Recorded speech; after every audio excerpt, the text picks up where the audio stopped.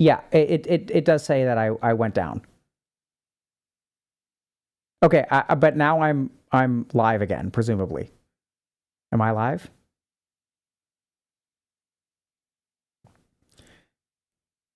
Just okay. All right. Thank you. Okay. Yeah, so we are distraction. Okay. So I just want to show you all the challenge, okay? This is like super cool. So this is in case of crash out, break glass. So this is a challenge that we're running, and like this is here's one example of something that we're doing in the challenge. A part of noticing what's around you is acknowledging that you want to intentionally keep things the same. Write down at least 10 things that are actually working for you. The stuff you can leave the hell alone while you deal with everything else. So this is sort of just taking a moment to acknowledge like what is working for you.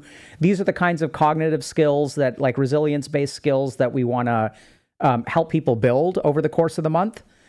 Here's another one. So create a dedicated meditation space for the month in your home, right? And so I guess this person made a meditation space that involves pictures of Ryan Gosling, which is like, okay, if that's what works for you. Here are other dedicated meditation spaces, which seem, I don't know what this is. No, spend 15 minutes outside of your home, school, or work documenting 10 natural elements you might typically overlook. This is not a meditation space. This is the meditation space. And this is actually one of my favorites. So the do I do it flow chart. Create a personal flow chart for making do it, don't do it decisions that won't make future you want to time travel back and shake some sense into current you. So I love this flow chart. So like basically it's an excuse for y'all to like do the stuff that you should be doing, help you understand a little bit about what's working, what isn't working, etc. Before we hop into the interview, one last quick announcement. So we have a lot of promotions going on during the month of May. So you can get $5 off of coaching, which is about $100 over the lifetime of the package. We have a promotion right now where you can get $25 off Dr. K's guide. And then the last thing is we have a 5-day free trial on the membership side. I don't know if y'all like saw this, but some of the stuff that we're doing this month is on the membership side. Like I just did a deep dive into resilience yesterday, which people said was quite helpful. So if y'all want to check that out, that membership, we have our own platform, which has a lot of other features. The free trial is over there. It's the same content, but like the community events and quests and stuff are a little bit different. YouTube doesn't have that stuff, but you can sign up on either side. YouTube doesn't let you do free trials though. So if y'all want to use the free trial, y'all have to sign up on the platform. The lectures and all are the same and everything is available. All the lecture content and stuff is available on YouTube. Okay. All right. So we're going to hop in with Scotty K. So let me just pull this up. And then I'm going to put this on, and then I'm going to go here. And then I'm going to go here. And then, okay, yeah, we're live, dude. Let's go. We're live. We're currently live. Okay. I can't see your beautiful mug. Oh, you can't see me? There we go. I can now. There he is. Okay, I just realized that I was trying to... Okay, never mind. It's not important. Hello, my friend. Hello. Welcome. How are you? Oh, no. We can't... I hit a button. Here we go. Okay, I'm back. Okay. Yeah, so how are you, dude? I'm doing well. How are you? I'm doing good. Hold on. TikTok Live has no audio. Okay. Of course. Oh, wait. I think I actually might be able to fix that because I usually break that. We should have audio on TikTok now. Okay, you guys are good now. Okay. Hello. Hello. You're drinking water like an adult. I'm drinking juice. Hey, man, to each their own. You know what I'm saying? Mm-hmm. So, can you start by telling us what you go by? Like, what do you want me to call you? I go by Scotty. Okay, Yeah. Scotty. And Scotty, can you tell us a little bit about like what kind of content you make, where people can find you? Yeah, so people can find me as Scotty K Fitness on all social media platforms. The type of content I make started out just as silly cooking videos as like a way to blow off some steam while I was really struggling through paramedic school. Because I'm not that smart. Hold on. People are saying they can't hear you on TikTok. Yep, I'm working on it. Jarvis is going to fix it. Okay. So I was really struggling through paramedic school. I continued to see a lot of the myths in the fitness industry that are harmful to people who are just wanting to start to do it. They're looking for the right foot to start on, and they kept getting fed bullshit. Don't know if I can curse on your podcast. I apologize. You do you, bro. And I got frustrated. Angry is not the right word, but I got frustrated, and so I just started making videos, kind of calling it out. And because of, I think, the format and content style that I utilized, it gained attention, and I got to help a lot of people so far. Yeah, I can you give us an example of like what's a myth that people believe? So like that carbs are inherently the thing that make you gain weight. Well, that's not true. Or the only way to lose weight is to do a specific diet, or you have to run to earn your food, or you can't eat after 9 p.m. Really weird stuff. You can't metabolize more than 30 to 35 grams of protein in a 2-hour window. Or, I mean, there's so many different ones out there. Somatotypes, body types, endomorph, ectomorph, mesomorph. You've heard these, and I'm sure. Yeah. Those aren't real. That's a pseudoscience. That's all fake marketing propaganda. Okay. So I get super angry whenever people are pushing this in such a genuine manner as well. It's almost as if they believe it, and it riles me up because I'm like, burn it to the ground. You're hurting people's chance at success. So out of curiosity, when you talk about somatotypes, when you say that that's pseudoscience, how do you know that's pseudoscience? So, to my best knowledge, right, and please correct me if I'm wrong here, somatotypes were created by a psychologist, right, as a personality type, right? Okay. Right? Somatotypes themselves were also rooted pretty heavily in racism, where if you're short and round and black, you were supposed to be treated a certain way by society. If you were tall and lean and white, same, you're supposed to be treated a specific way. Well, companies out there such as V-Shred, fuck that guy, their company uses this rhetoric, but because it sounds scientific, they use the somatotypes, endomorph, ectomorph, mesomorph, as a metabolic type. So in some way, they have spun this personality type into a metabolic type. So if you're an ectomorph, it's not your fault you haven't lost weight. You've been doing it wrong because you didn't have the answer. You can only eat like fish and potatoes. So they change food and how you should eat and train based on your body type, which is not real. People cannot be broken down into 3 categories alone. And a group of people can do the same program and receive incredible results. So it's just a marketing ploy, and it's garbage, and I hate it. Okay, cool. Yeah, thank you for sharing that. And that's kind of what I'm curious about. So like when people come up with these things like, okay, you can't eat carbs, or carbs are bad, or something like that. How do you know what is myth and what isn't? So it's all of that is based on education and experience and or exposure to the proper community when it comes to fitness. Okay. So in the majority of the time, it is a safe bet to say that if somebody is telling you that, hey, this is a problem you've never heard of before, they're probably going to try to sell you the solution to that problem. Right? Okay. Yeah. So start doing some digging. Read a book, learn a book. Carbohydrates are your body's number 1 preferred fuel source, right? Your brain runs on glucose. And so when I was going through paramedic school, I learned even more about the Krebs cycle and the energy creation and how it's utilized in metabolic distress based on pH balance and how it can cause even diabetic ketoacidosis or metabolic acidosis and all these other things that can be very detrimental to somebody's health long term. So I start learning about these things intrinsically, right, where it's my job to now study them. And then I start seeing these shirtless crypto gym bros who are standing in a grocery aisle with their shirt off, bitching and complaining about seed oils. And you're like, you're making food scary. right? And there's people out there who can't afford the food you're pushing because they're on food stamps. I've been homeless. I have been on food stamps and welfare so many times in my life. And to see some privileged pissant debutante complain about seed oils when somebody can't feed their kids pisses me off. Cool, man. All the more power to you. Yeah. So, is there something in particular you want to talk about today? Like, what should we talk about? I know that I struggle a lot, and with a few things. I want to be very open. That's something that I focus on a lot in the type of content and the type of community that I think we've built here, is being very vulnerable, right?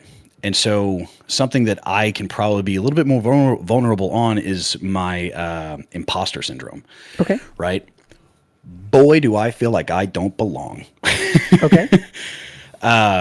So that we probably start there. Okay. And see where that divulges. Sure. So, when you say you feel like you don't belong, what makes you feel that way? So, I mean, I think it's a combination of a ton of stuff, man. For me, I grew up in Oklahoma, which is just intrinsically dumb. Like, we're 49th in the country for education. And so I barely got through high school because my mother was a drug addict and she moved a ton. And because of that, I went from school to school. And so I never really learned a solid curriculum.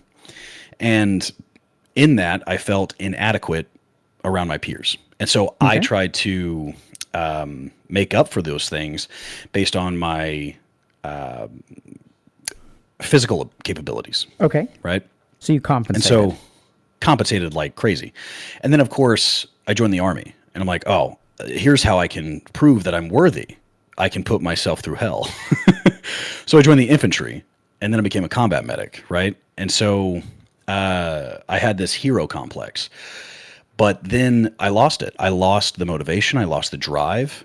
And I became just this horrible soldier. Horrible. I was overweight. I faked a back injury so I wouldn't have to do a PT test because I didn't want to admit that I had let go of all of my responsibility as a soldier.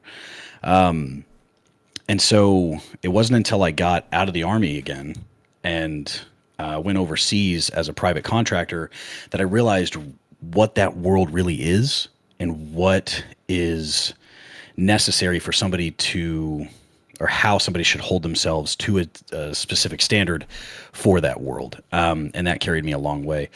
But even still, I feel like that small kid from Oklahoma, the dumb one, right? The one that doesn't have any friends from school or childhood. You know, I've got one guy that I know from being a kid, and that's it. I've got no family, you know. You have friends? Or at least, oh yeah, I've got friends. Yeah, I mean, I've got the family that I've made, right? I've got my beautiful daughters and my fiance. We're getting married in September. And I've got my brother Wesley, who I look after. And that's it. I don't talk to any of my other brothers. I haven't talked to my mother in 16 years. Father died while I was in Afghanistan, and no love lost there. I met him one time. He didn't know my fucking name. Is that funny? I think it's funny. It's the way I cope. Yeah. But in the manner of, like, I never really had a home, a soft place to land. We moved around so often that I rarely packed boxes. We packed trash bags. It wasn't until I moved into my current home with my fiance that I ever had photos on the wall. And I cried that day because I didn't know what that feeling was, and it felt like home. And so without ever having that growing up, I never really knew where I belonged, right? So being in this space now as a 30-year-old full-time fitness influencer and video gamer and all these things, there's a very large portion of me that feels as if I don't deserve it. And I feel vindicated on that matter because if I don't deserve it, then I have to wake up the next day and attempt to earn it. And I think that makes me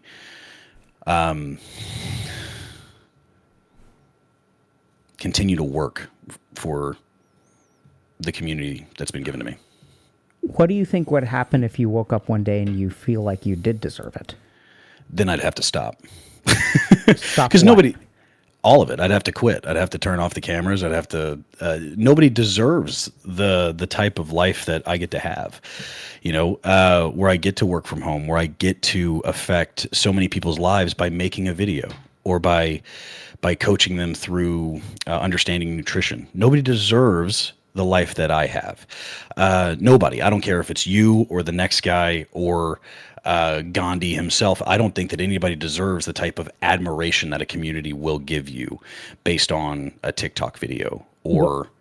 What do Go ahead. people deserve? See, I don't know. Like, that's the thing.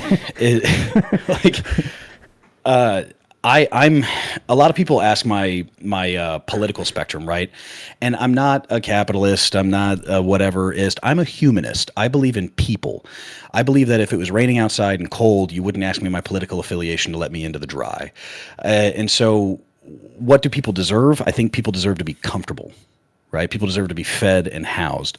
But at the same time, I don't think people deserve to be placed on a pedestal. I don't think that... Okay. I never had anybody to look up to like when I was a kid. So I learned how to become who I am the wrong way, if that makes sense. Wisdom. What's the right way? By guidance, not by mistakes.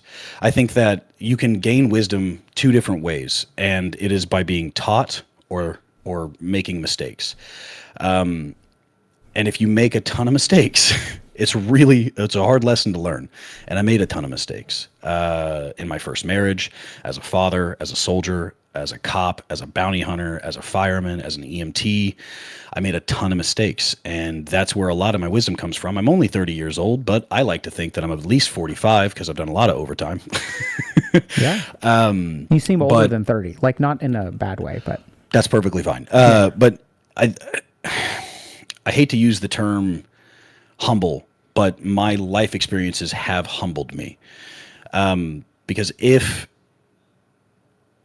I were to have guidance as a young man and a father figure of any sorts to push me in the proper direction, maybe I wouldn't have fallen off the path and gotten injured or made this mistake, but I wouldn't have learned either, right? I wouldn't have learned as quickly as I had to. And I really do believe that there's two types of men in this world, Doc. There's men that have a legacy to live up to and men who have a legacy to build. And I am of the latter. Why don't you like to use the word humble? Because I feel like assigning yourself the title of humble is the opposite of being humble. Yeah, right. So it's kind of like, oh, like I am humble.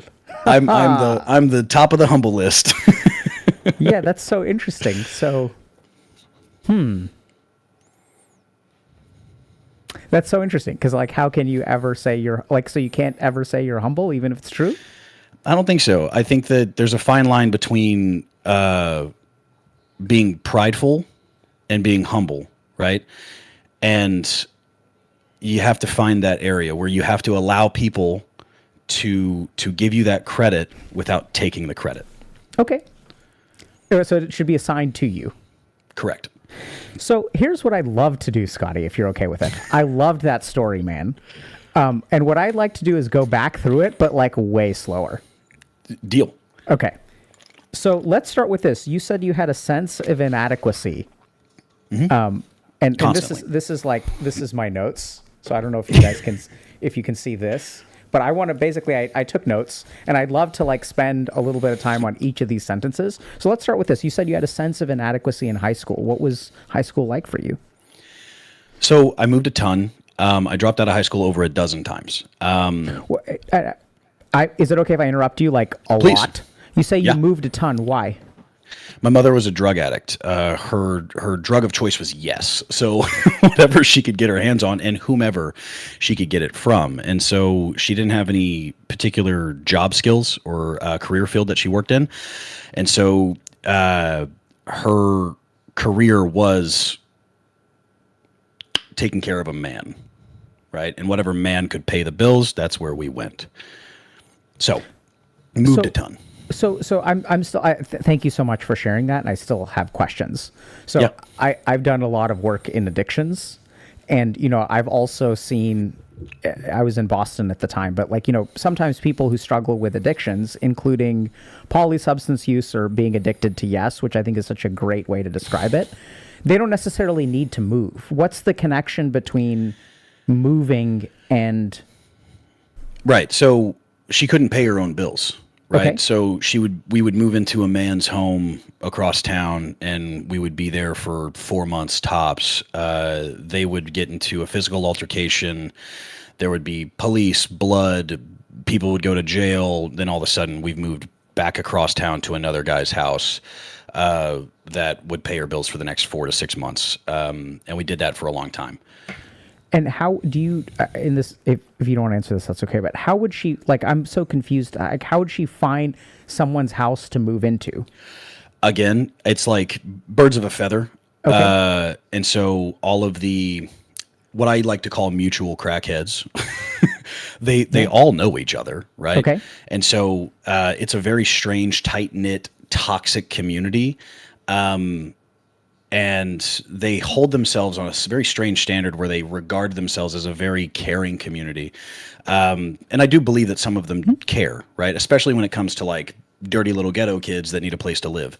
And so we would do that, but then my mom would have to pay in some form of fellatio type services. Yeah. And what was that like for you? Being nomadic. You get used to things quickly, you know?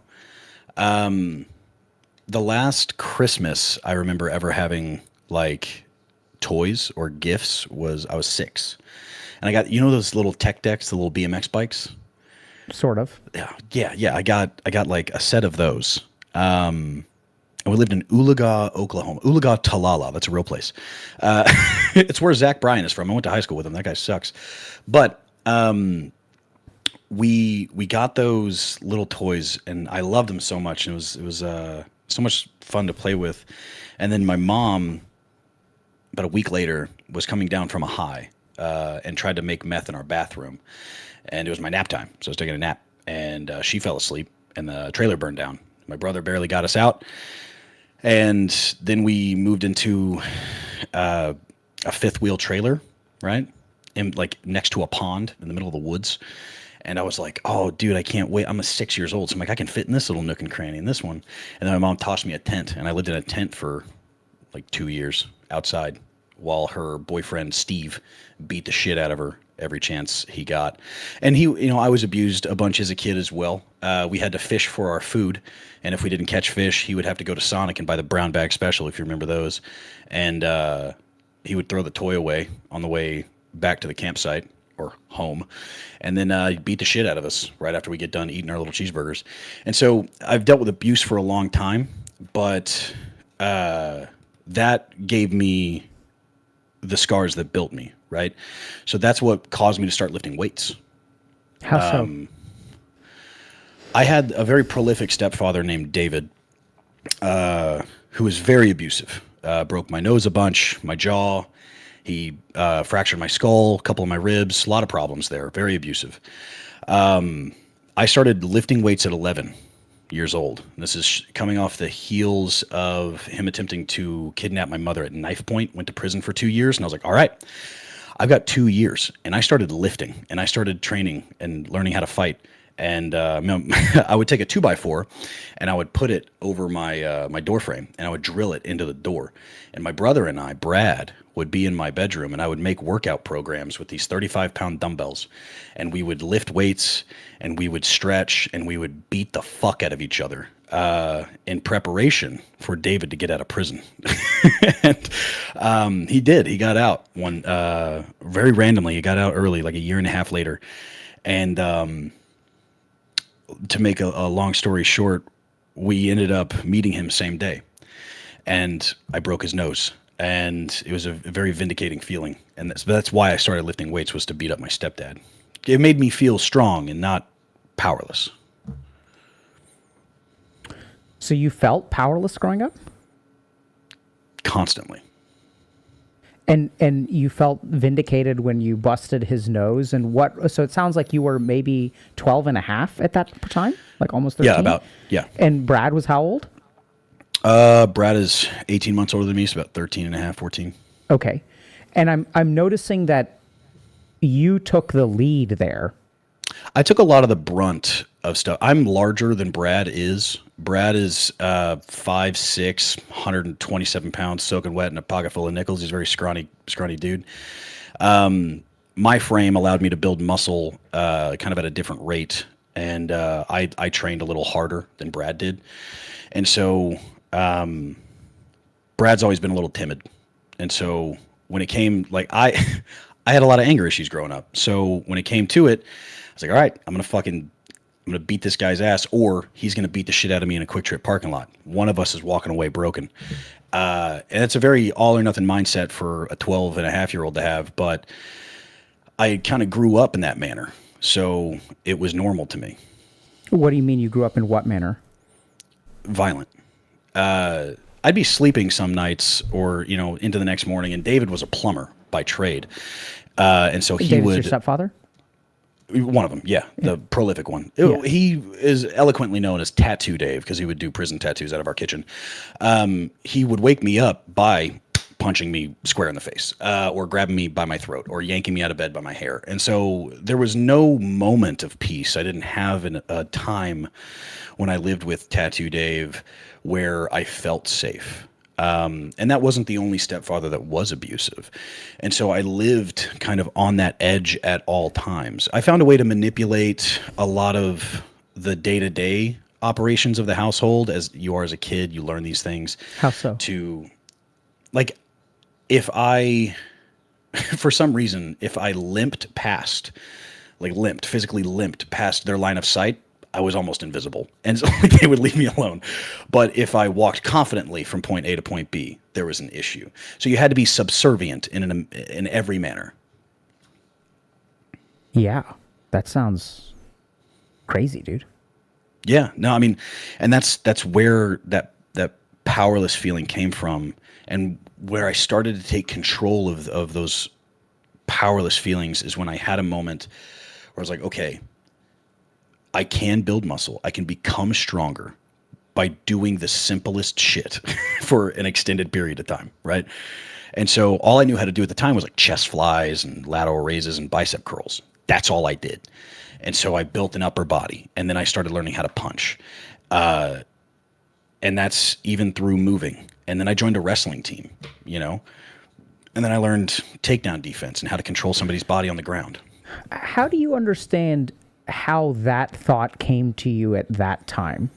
Right. So what I'm envisioning is that, like, you could have just gone for hiding, survival, right? There's like a fork in the road there of like, I can grow. Like, how does, because that moment seems formative for you, but how did you go that way in that moment? I realized I took stock of those around me. And I remember thinking to myself, nobody in my life is happy, right? Nobody in my life is doing well. I don't want to be like these people, right?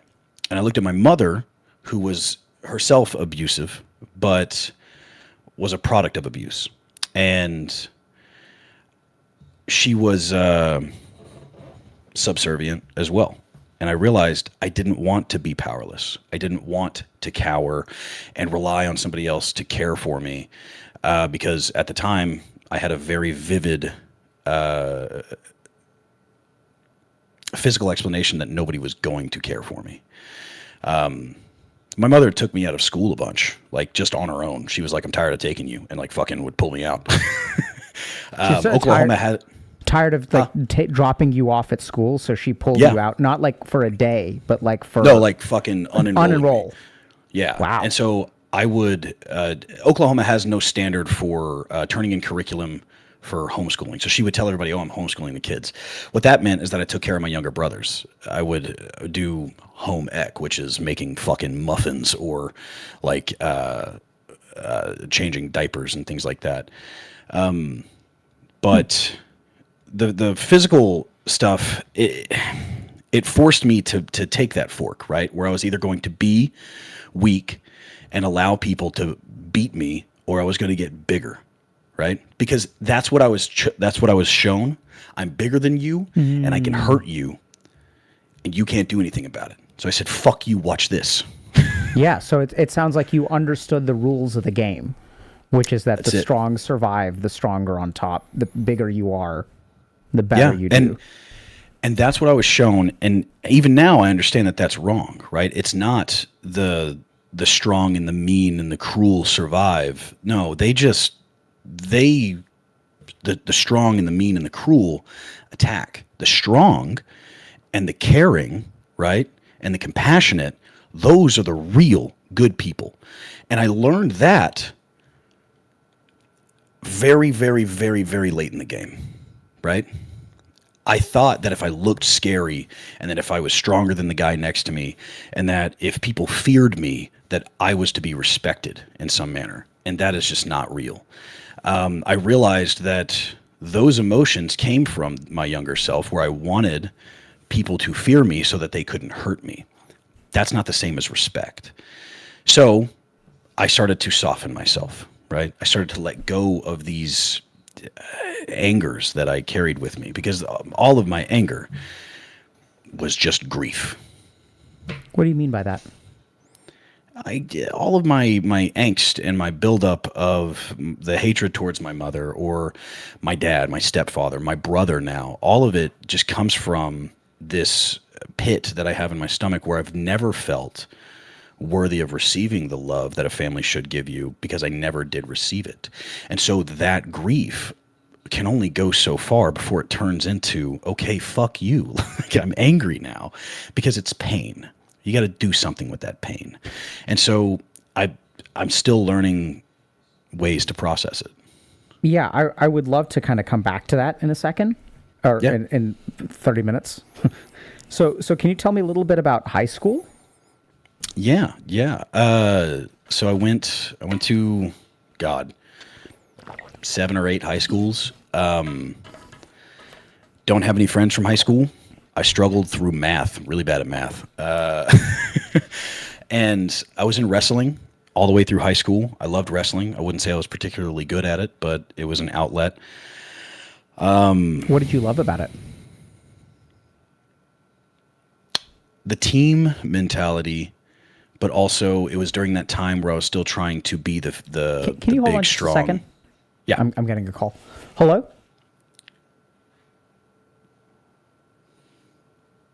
Too much? Yeah. Okay. Give me a second. Okay. There we go. I turned it down a bit. Oh, so turn down Scotty just a touch. Okay, sure. Done. Okay. All right. Okay, thank you. Okay, bye. Just minor volume adjustment. Awesome. Yeah, no, that was still during the time that I was trying to be feared, right, and tough. And so it made me feel capable is the big one. So at 14 is when I went to a Christian youth camp, okay? Pretended to be a Christian. I thought, man, these guys have it figured out. They're happy. They're always smiling. They're very kind. And I was like, I'm going to go to the Christian youth camp. Now, I scammed my way into it. I'm not going to lie. It cost like $500 to go to this youth camp in Buena Vista, Colorado. I didn't have that kind of money. But I had a full beard. And so I put on a polo t-shirt and a pair of khakis, and I went to the rich neighborhoods, and I walked around like, hi, my name is Jared, and I'm here to talk to you about, and I just raised money for troubled youth to go to a youth camp. I was the troubled youth, but I looked like an adult, so people just gave me money. So that's how I paid my way onto the bus. I went to this Christian youth camp, 2 weeks long. It was great. It was awesome. Because I was gone. But I felt like a fraud, man. Like, not because I was there based on false pretenses, but because I wasn't happy. Because I didn't get that connection that everybody else had. And I wasn't, how how do I put this? I didn't have a mask on, right? Where everybody's like, praise Jesus, Lord have mercy. I don't do that. And so I would ask questions, and these people had just this intrinsic happiness to them, and I didn't. That light had dimmed. And I felt out of place, and I missed the chaos back home because that was normal for me. And so I went back home after the 2 weeks, and I'm walking Did the camp my last apartment. 2 weeks? Mm-hmm. Okay, so you finished the camp. Finished the camp. And you didn't have a choice. You just couldn't connect to people who were happy on the inside? No, I thought they were faking it. Like, I would ask people like, hey, how's your morning going? And they're like, oh, it's great. It's another day to be alive. And I was like, who the fuck says that? And so how did you understand them versus you? How did you understand yourself in that moment? Like, if you remember, I know it's like 15 years ago. No, you're fine. Because I've always been very honest with myself about who I am. Even if I didn't like who I was, I knew who I was. And so the seeing that and then being like, am I capable of that? No. No, I'm not. I'm not going to sit around a fire singing Kumbaya around an acoustic guitar. Anyway, fucking here's Wonderwall. That's not me. Who is you? Well, that's a very deep question. I mean, it's not that. So who is it? I don't know. It's not that. I think that I'm what you would call indoorsy, right? I spent too long in the military, camping, and I don't know what makes me happy. You know what I mean? I don't feel a sense of accomplishment or pride when I've completed things. I understand that this is a problem. But the biggest portion of the anxiety about who I am comes from my abandonment issues, right? What does that mean? I never really feel comfortable. I can't take a day off. I can't relax. I can't go on a vacation. I can't stop. I do wholeheartedly believe that if I become content in who I am or what I've accomplished, then I will decay. My progress will stop. I will stop trying to be a better person. I will stop trying to help people because it'll be enough. And if anybody thinks that what they've done is enough for other people, then they fucking suck. And a lot of that, again, comes from the abandonment stuff because I always wait for those people to leave, right? I always wait. Like my fiance tomorrow could be like, hey, we're not getting married and I've actually secretly hated you for this entire time. I'd be like, no, that makes sense. All right. And like, because I came home from that Christian youth camp after 2 weeks and I go to walk into my apartment, my mom's apartment, and the door's locked. And I'm knocking on the door, and as I'm knocking, I realize the knocks are hollow. And I scale the side of the building over a set of stairs that go down to the basement, and I look through the windows, and it's fucking empty. She moved up and bounced. Haven't seen her since. Abandoned me entirely. Holy shit, dude. When you said you hadn't seen your mom in 16 years, you went away to Christian youth camp, and then you came back, and she was just gone? Fucking gone. So I bounced around from couches to couches and friends, and slept in a couple of parks and tried my best to continue to go to high school. And then I was taken in by a Christian pastor and his wife, and that was really weird. What was weird about that? Well, because again, front facing, white picket fence, American family, dog, whatever, God fearing. And then I slept on their son's closet floor for 4 months. And they made me really uncomfortable and really unhappy. And then I went to a military academy when I turned 17. 16. Yeah, 16. So then I joined the Oklahoma Army National Guard because I was lied to by a recruiter. Shout out that guy. And went through. What lies did he tell you?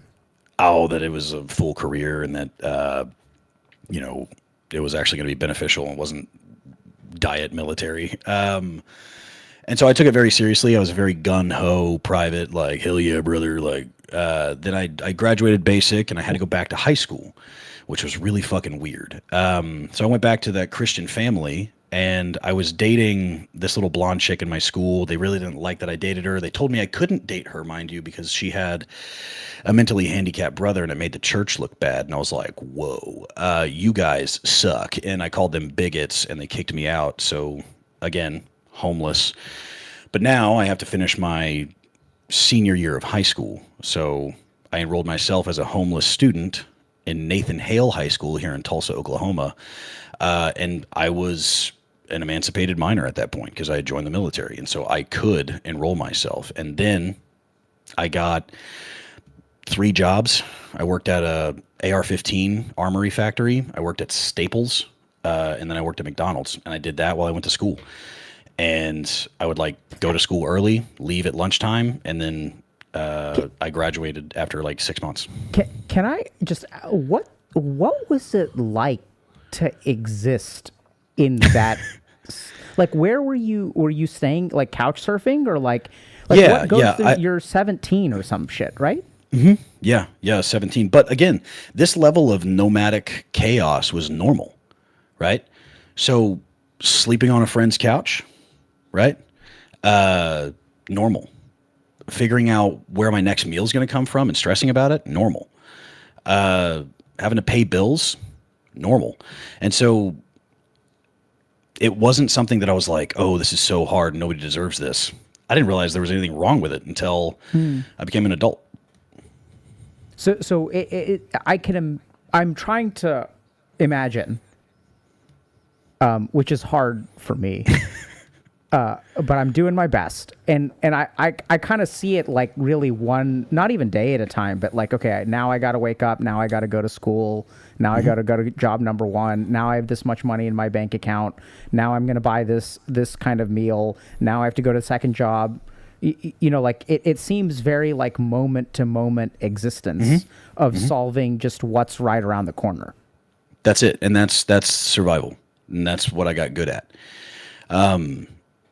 And I think because I was a product of my environment, because of my mother. And I have found my mother. I tracked her down. I'm a bounty hunter by trade. I know where she lives, you know. I just can't reach out to her, you know. I can't. There's no way. I'm not trying to judge, but when you say can't, what does that mean? Why not?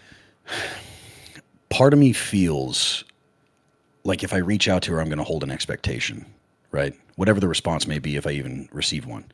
I'll hold an expectation for that response. And on knowing the type of person that she is, what she was capable of as when I was a child, to now, there's no way that she meets an expectation that would change any of my emotions, right? So there's no chance I forgive her. So it's a moot point to try. Name one thing that you imagine she could say that I'd be like, oh, that makes sense for abandoning me at 14. There's nothing, right? So I can't, I'm like, oh, you were addicted to drugs? Okay. Like plenty of people become addicted to drugs and don't abandon their children at 14, you know? So there's nothing that she could do or say that would change the past. And I can't forgive her ever, but that doesn't mean that I have to carry it with me. Oh boy. That there's quite the pickle, let me tell you what. I know. And just because it's heavy doesn't mean that, you know. I mean, we can go there if you want to. I don't think we need to. Okay. I mean, my read on that is you're saying there's nothing she could say that would change things. Correct. And generally speaking, I think that makes sense why you would not reach out. By the way, I'm not suggesting you reach out to her. It sounds like you built a life. You moved on. Yeah. At the same time, you mentioned earlier that, you know, you one of your sounds like greatest strengths is that you're honest with yourself. I think oftentimes people in your situation, we can go there if you want to. I think oftentimes what people are afraid of is that you could be wrong about that. Right. And so what if she does say something? So right now it's in the past. You've moved on. You've built a life. But if you call her up and she says, I'm sorry, then I'm going to be honest, Doc. Even if it's an I'm sorry, even if it's groveling, my disdain would filter it. I'm with you. And that's the realism about it. And being honest with who I am to myself, I'm comfortable with who I've become Yeah. because of my disdain towards that person. Yep. And so it's a part of my character. Yep. And if I let that go, my character will then change, and I'm okay Yeah. with who I am. Yeah. So, I mean, I think the biggest thing that I'm getting from you is that you're really, really comfortable with who you are. Right. So, like, even being content is scary because that would change you. Like, you figured out some way of being dealt an absolute shit hand in life. And by some circumstance, because you don't deserve it, right? Some luck, some random amount of stuff that you found some equilibrium where you come home, your daughters are there are pictures on the wall, and you don't deserve this, but somehow you've managed to stitch things together, and it's stable right now. And So the rest of the world out there is chaos, so we don't want to touch any of that. correct. I want to be insulated. And I'll tell you how it happened. It didn't happen because of me, right? This equilibrium that you're talking about, it's because of my fiance. It's because of the compassion that the woman I'm going to marry has shown me and my daughters, right? Two of my daughters are from a previous marriage.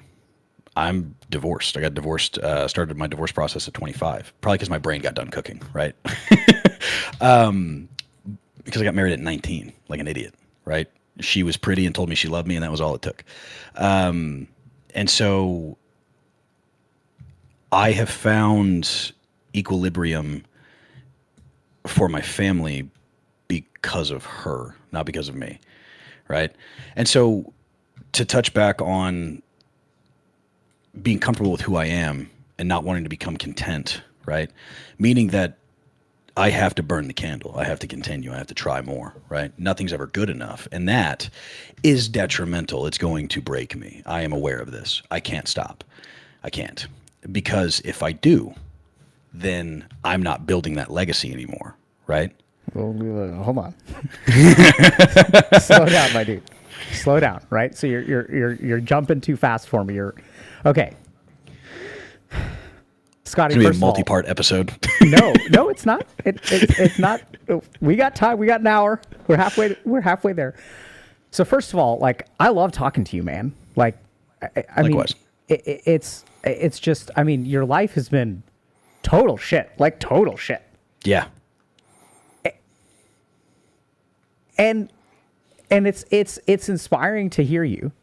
And at the same time, like, there's some things for me that just don't compute. So, like, let's start with just go, take it slow.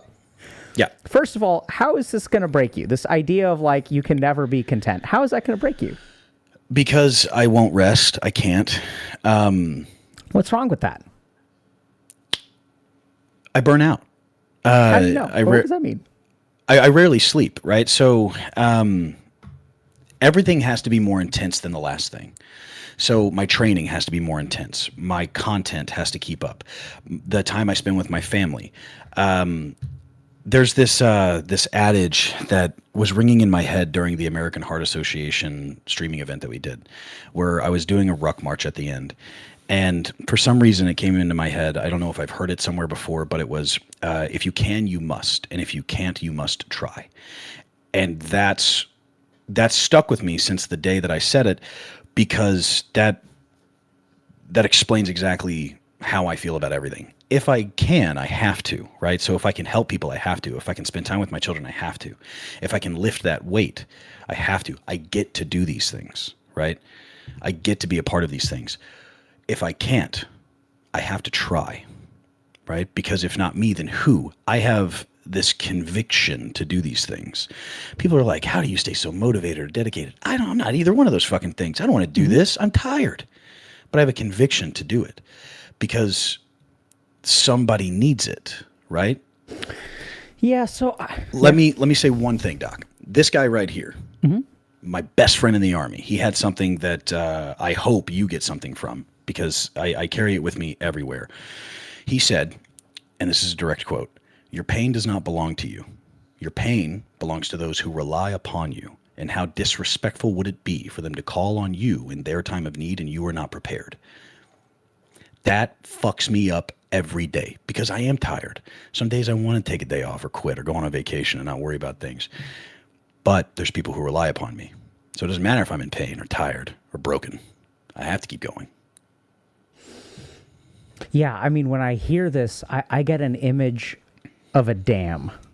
This just gigantic wall where just everything is just on the other side. And the water on the other side is just piling up, piling up, piling up. And like the higher the water gets, the higher we have to build the dam. And if just a little bit breaks through the cracks, then it's going to be and we've built this like society on the other side of the dam. Yeah. And there's like white picket fences and children are riding their bikes and people are getting Christmas presents. But if we don't keep this relentless, like, I don't know if you've seen Attack on Titan. You ever seen Titan? Yeah. Right? And it's like on the other side, there's the fucking Titan. This thing that's just like, oh, and what's the Titan? It's smiling, right? It's like this, it's like, take a day off, and it's looming above, and it's like, See, just take a vacation. I don't know how to levy that water out, to open up the floodgates a little bit. And people around me, my community, my friends, my fiance, they try to do this for me. They take things off my plate. They're like, hey, please relax, right? I, on average, get 5 hours of sleep, 6 hours of sleep. And I know that's not great, but it's what I can operate on. And I have a to-do list every day, a revolving to-do list that is made for me every single night before the day I need it. And I've lived my life that way since I was a kid, and you were talking about the next thing, right? What's right around the corner. I've always lived my life on checklists, which is where I think a lot of the issue where not feeling a sense of accomplishment comes from, because it's just like, check, next, check, next. So a lot of my support system takes things off my plate so I don't break, right? So instead of me building that wall a little higher, they start placing bricks. Yeah, I mean, it almost seems like you're, I know this is going to sound kind of weird, but you're like kind of still powerless. Sometimes, yeah. Right? Like you're just powerless in the face of this other thing. And this is way better than the powerlessness of before. It's a huge upgrade. You've got photos on the wall. You've got people taking care of you. You've got people that love you. Right? Way better. Huge progress. And also, this is something that, like, it seems really relentless to me to live with this day after day. And I almost wonder if the more that people take things off of your plate, like, how do you feel about that? Guilty. And yeah. I replace it. I replace it because there's I have this thing. I don't know if you've ever watched any of my shaving videos, my sup kid videos. I'm talking to myself. I'm trying to convince myself of these things, or these are things that I wish would have been said to me as a kid. And something that I've said in one or two of the videos is that there is no reward for not asking for help. You don't get a trophy when you die that are like, this guy did it all on his own. Like, that's not a thing. And I try. God damn it, I try. But I feel so guilty when I ask people, hey, can you handle this for me? Of course there's a reward for not asking people for help. In what manner? You save yourself from the guilt. Yeah, but that's not quantifiable. Right? You don't get a fucking pat on the back from some ubiquitous dickhead that's like, good job. No, but you get to not feel guilty. Yeah, but the valuation of yourself doesn't carry weight. I can't value myself enough to feel better about who I am. That doesn't make any fucking sense. My value is not intrinsic. It's not something I get to decide. It's something that is given to me based on who I am and what I do for others. I believe that. I know that's not a great look, but I believe that. What makes that not a great look? Because how selfless of you? Selfless is not the answer there. That's relying on others in like this very selfish need to feel good about myself, that maybe I'm enough if I do enough. That's not healthy. Do you do that? Yeah. What's not healthy about that? I've been told that that is a detrimental way of living your life. Okay, well, I don't know about what. I mean, there's fucking endomorphs, ectomorphs, no carbs. We've been told all kinds of shit, man. That's valid. You know, what do you think? I think that habits make you who you are, and the deeds that you do for others make you who you are, right? I'm not a particularly religious person. You can't bury me with enough gold to make me feel like I've been a rich man, but I believe that the only legacy you get to carry with you is what you leave behind and how you affect people. And so that's why we do a lot of charity work, and why we do all the things that we do with our platform, because that's really what matters. Okay, so let me ask you this. Do you have to do the most that you can do? Yeah, because if I don't, and Then I could do more, then I'm a shitbag. How? If you, and this goes for anybody, personal opinion, if you could do A, B, and C, and D, but you only do A and B, you gave me 50% effort. You gave me 50%. Because you decided that's what that was worth. Where did you learn to hate 50%? Because it's not 100. If you can, you must. That I get. If you can't, you must try. That's it. So where did you learn that lesson? Like, where did you learn to value that? Right? Anything less than 100%. You got to do more. You got to do more. You got to do more. Why save anything for the way back? Okay, I'm with you there. So here's the reverse, right? So you developed a value system where if you can, you must, and if you can't, you better fucking try. That's it. Right? And you got to do right by and that's not about you. It's about other people. Okay. I'm going to try. So real quick, when we were on that ruck march, we got about to mile 13, 14, and there was this old man who had high-centered his truck on a rock outside of a Schlotzsky's. Very adorable old man named Robert. And he had been there for 3 hours, couldn't get AAA to show up. So me and the two dudes that I was with, deadlifted that fucking truck off that rock and continued ruck marching right after. Because if you can, you must, right? That fucking hurt me. Like, I was in pain. I definitely overexerted myself, and I had another 12 miles to go in that ruck march. And it was a very dumb thing to do personally, but it was a very good thing to do for Robert. How do you feel doing that? Vindicated. That was the right thing to do. I gave 100%. We deadlifted a fucking truck. That's if I gave it 50%, he'd have been stuck on that rock. What does the word vindicated mean?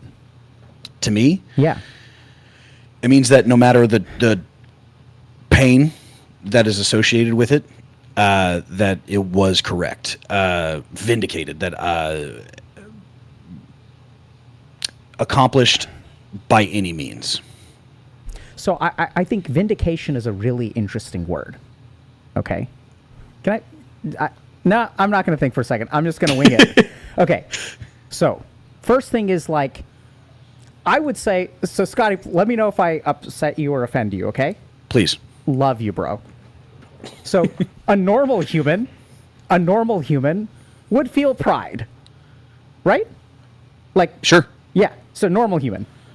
Okay. Normal human would feel pride, but you feel vindicated.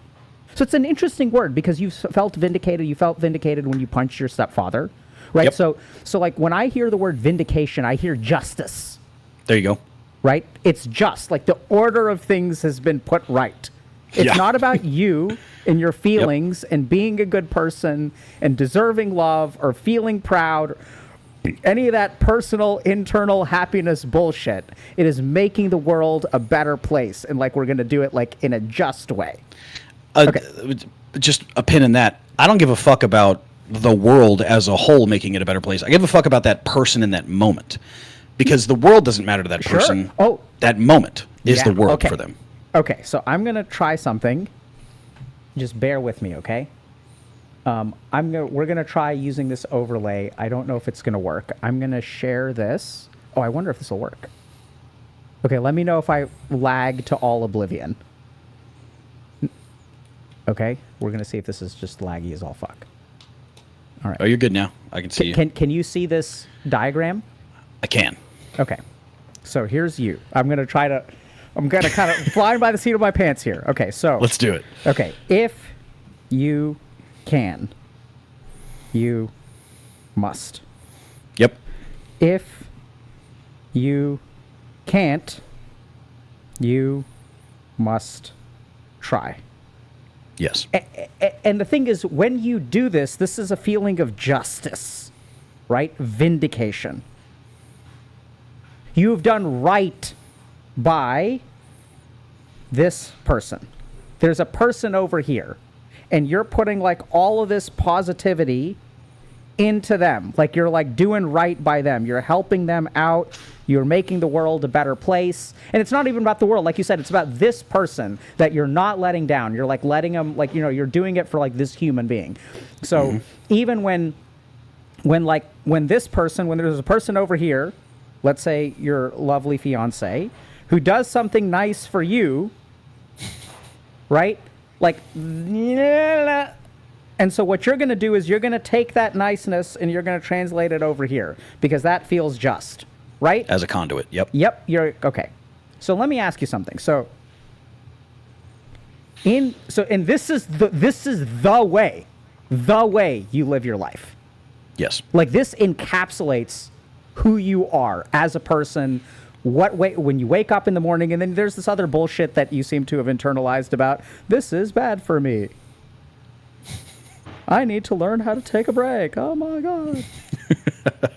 Vacation. Ah. These are terrible things, right? These are what, I'll tell you what, Scotty, like we haven't talked about it yet, but these are indulgent. Yeah. These are selfish. Yes. Think about all, like, this is like, we don't want to spend, no, we don't do this. This is bad. This is selfish. Right? Okay. In this scenario, God, I hope I'm onto something here. In this scenario, this is you. Right? Yeah. Okay. Who is this in the scenario? That is situational. Situational, right? So it can be Robert in the truck. It could be my kids. It could anyone be but my you. fiance. Yep. Right? Anyone but you. So now I've got a question for you. Okay? Have you ever been here? Yeah. But if I can, nothing else was on the screen but that. It was a moment of need. And nobody gave me that justice. Nobody gave me the right. Nobody gave me the vindication or their selflessness, right? And so just one more thing, this is where I've developed that morality of if you can, you must. If you can't, you must try. Because I've been helpless, and you grow up to be the person that would have saved you when you were a kid. Absolutely, right? So in your scenario, when you were over here, who was this? No one. Try again. Me? Nope. Who? Mom? But she didn't do this. Correct. She never did all this. She was this. Correct. Right? So like you have become like the antithesis? Exactly. Yeah. Like you are striving so hard to be everything that your mom was not. Everything but. Right? And you, I'm going to use this word. I don't know if this is the right word. If it's not in the right direction, you hate, I don't know if her is this doesn't feel 100% right to me, but you hate what she was. That's a better way. You don't hate her. There you go. You hate what she was so much because what would she do? She'd take a day off after day off after day off. She'd behave selfishly, and you will be damned. If you are even 1% of your mom, it's way too much. I'd rather die. You'd rather die. Like literally. Like Literally, yes. break your body? Fine. Yeah. I can't bury you with enough gold in the ground to make you feel rich, but fuck that if you get buried with a single vacation day in your back. Like, if you took a day off, a fucking day off, right? Because then you're just 1% towards everything that is wrong and evil in the world. And it makes sense, right? Because boy, did you get fucked 5 ways from Sunday. Yeah. What do you think of? I mean, it sounds like this is not new to you. No, I've thought about all of this. I mean, I grew up with a selfish person. I grew up with someone who loved themselves more than they loved me, who loved their trauma more than they loved me. I grew up with someone who chose everything but me. And so I choose everyone but me. It's comfort. I feel it's a hero complex. I'm falling on my sword for others, and it makes me feel value. That's it. But yeah, so isn't that kind of weird though? Like, cause like you grew up with someone who chose everyone but you, and here you are, as you said, choosing everyone but you. Mm-hmm. That because I get to be what she wasn't. I get to be there for people. I get to be reliable, right? And so even if I'm tired or I'm broken, right, I train. If I can, just for a moment, my daughter, Amelia, she's 6 years old now. Just before she turned 2 years old, she had a seizure. Never had a history of seizure activity, ever. Had a seizure, and it was a prolonged one, and it almost killed her.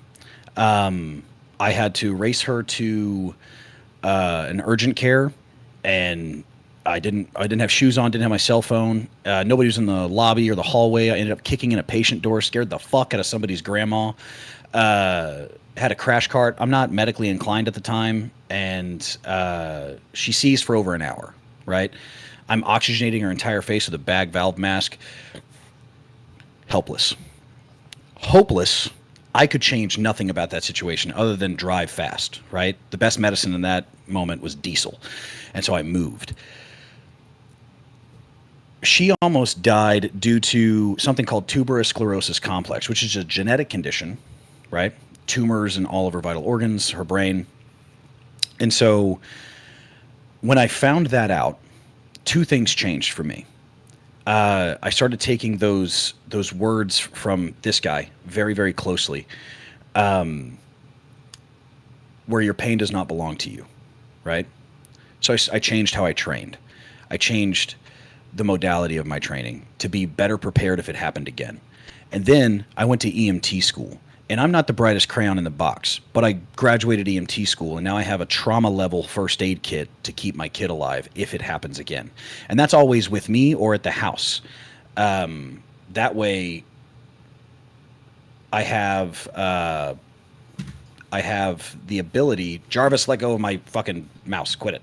Quit it. He's doing stuff. All right, there we go. Leave it alone. That way, I can. I forgot where I was going with that. Damn it. That way you have a level 1 trauma kit. Your daughter has tuberous sclerosis. Right. Predisposed to seizures. Yeah. Went to paramedic school. All of that stuff. That mentality changed in that moment. So I get to be who she wasn't. I get to put myself in a scenario where I challenge myself to be better for other people. And I think that everybody should be doing that. I think that if you become content in who you are, then you're saying, I've provided enough value to other people and I'm done giving. Or I'm okay with this level of value that I provide to the world or provide to this person or my family. And if you put a cap on yourself, if you limit yourself in your accomplishments or your knowledge or your physical capabilities, you're doing yourself a disservice. But more importantly, everyone who relies upon you, you are doing them an incredible disservice, and it's disrespectful. Okay, so you don't deserve anything from other people? Do other people deserve something from you? Everything I've got. How does that work?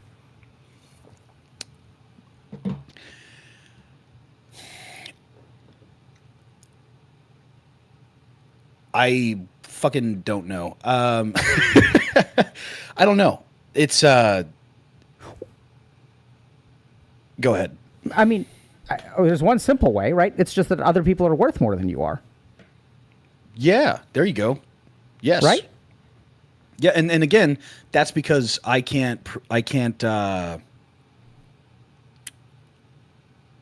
assign myself value. Right. I can't, right? So if But if what happens? I'm not, No, hold on. Sort of. Okay. You can't assign yourself value, but neither can other people. right.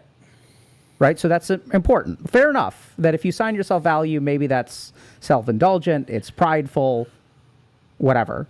But like even when if other people say, "Hey, Scotty, I think you've done enough," like I, as Not an yet. external person, I believe you're entitled. I know it's a scary word. Entitled to a vacation day. What would you do if I said that? I'd say not yet. I mean, the job's not done, right? When is the job done? When it's over. What does over look like? I don't know. Right. So That's what I'm kinda afraid weird. of. Yeah. That's what I'm afraid of. You're afraid of it being over. Yeah. I'm afraid of all of this being over. Every moment that I have with my daughter, I'm afraid of it being over. Every moment I have with my fiance, every moment I have where I feel like I'm providing value to people, where I feel that I'm more than I should have been as a dumb kid from Oklahoma who has given me that shit hand. I'm afraid of all of that being done because I became content in what I provided. So I have to continue to try for more. Have to.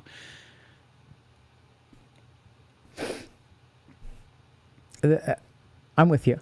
I'm just thinking about where to go next. So you've used yeah, go ahead. No, please. So you've used the phrase hero complex a couple of times. Can you tell me what that means? It means that when I think of a hero complex, I think of superheroes, right?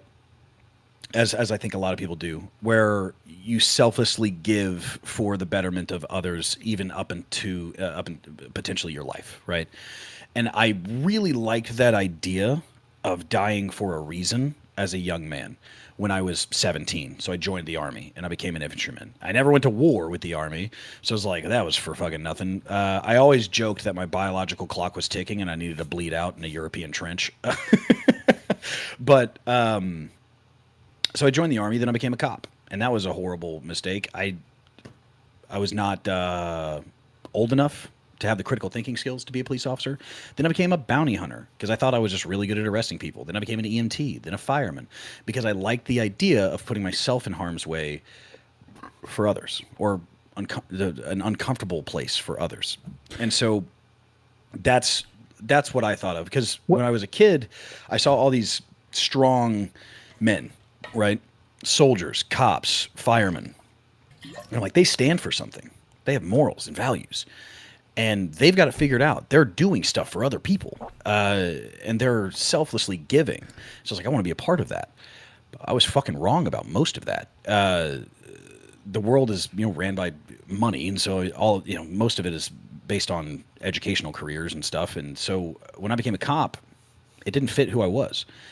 I was made fun of for wanting to help people. Then I became an EMT, and then shortly after became a fireman. And I wasn't a good fireman because I wasn't there, and I didn't show up in the same way that others did.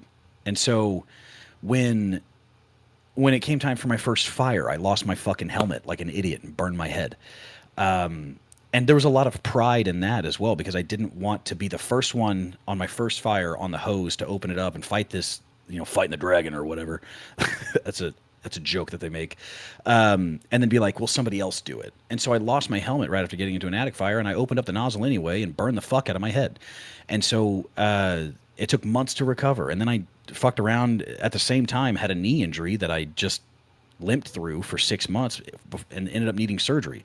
So I literally would not give myself any quarter or a moment of rest or peace, because I thought that's what, and I still do think that's what provides value to who I am. Yeah, it's quite the badge of honor. But that's not it. It's not honor that I'm chasing. It's value. Because if I don't do that, I'm not giving enough, right? If you can, you must. So, yes. So I totally see that you're chasing feeling valuable. You're chasing feeling worth it. And when Yes. you do those things, and at the same time, it's kind of like you're sort of stuck, right? Because if you ever feel valuable or you feel worth it, what's going to happen? So You'll lose your motivation. yeah, so in the realm of gaming, right? Nice. You Let's go. accomplish something, right? And you get a little bing, good job, mission accomplished, right? You get XP. It's like my character has glitched at whatever level I'm Yep. at, and no amount of XP levels me up. Yep. I'm stuck there. But the level that I'm at allows me to accomplish a lot, Yeah. right? How do you feel about that? Stuck. Do you I feel want stuck. to be unstuck? I don't know, because I don't know what level 31 looks like, right? I don't know if it's better. I don't know if everything on the other side of that level up is positive. Are you sure you don't know? Because what I'm hearing is that you know pretty clearly. Like, so in one way. Okay. So okay, so I'm going to talk about men from this point forward, okay? Because I think you Okay. are a very manly man in Not all true. of in all of the best and worst ways. Okay. You're like textbook. So I've done a lot of work with first responders. Okay. And so it's anyway, so it's so let's start with something, okay? So like you say you don't know, and I think what I'm hearing with I don't know, so this is lesson number 1 for dudes. Okay. If you say I don't know, that can mean many things. It can mean I don't know, or it can mean I'm conflicted. Okay. Or it can mean I do know, but I don't like what it means. Sure. So which one of those three, and it may not be mutually exclusive, so you can have more No, than one. I think it's I'm conflicted. Yeah, Right. that's what I hear. Right? So Yeah. I think you've created a system for yourself where you're trapped. So you never assign value to yourself, number 1. Mm-hmm. Okay, I'm going to go back to this. Well, right. let me just. So number 1 is you never assign value to yourself. You never allow yourself to feel pride. It can never be enough. And what's the Yes. reason for that? It's because if there's pride, if there's enough, there is like a 1% is 100%. This is a second thing that's going on with you, right? So the second that you take a day off, it's not like if you're over here and your mom is over here, this is binary. It's not a gradient. It's all or nothing. Either you are getting buried as a fucking hero, which, by the way, that only happens after you're dead, right? Not when you're alive, right? Like, so, like, I think you'd be perfectly content with a really good eulogy. Like, that's fair Yeah. enough. Yeah. Right? Right? Yeah. It's like, Yeah. if people want to say I'm a great dude, like, I'm fine with that. My ghost will be there. I'll listen to it. I'll give myself a pat on the back once I'm fucking dead. Yeah. Yeah. I mean, fucking put me in a box and then talk shit. That's fine. Yeah, exactly, right? And talk shit means talk good. Yeah. Talk your shit. Yeah. Yeah, right? So that's like, so I think you're conflicted. I think you've created a system where you use inadequacy as motivation. Yes.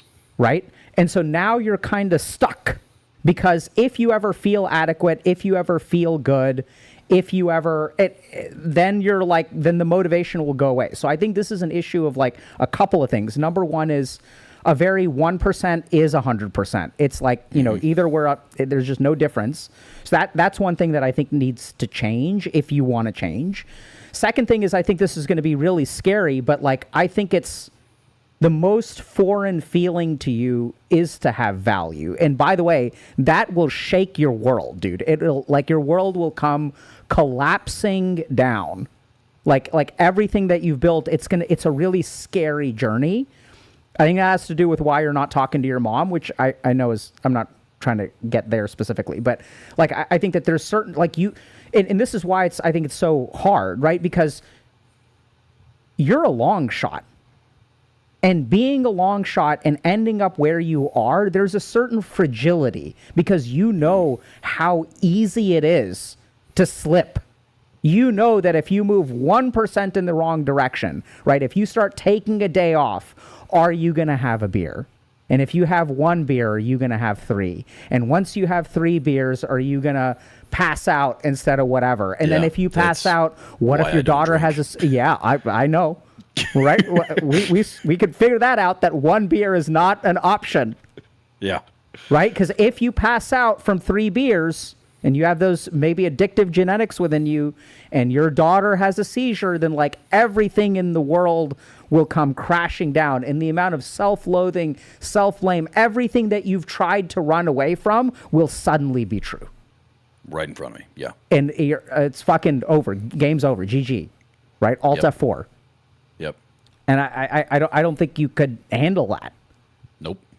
And so I think this is where now we have to think about a road forward, which the first thing we have to do is acknowledge that maybe you don't want to walk this road. There's a part... Right. Yeah, go ahead.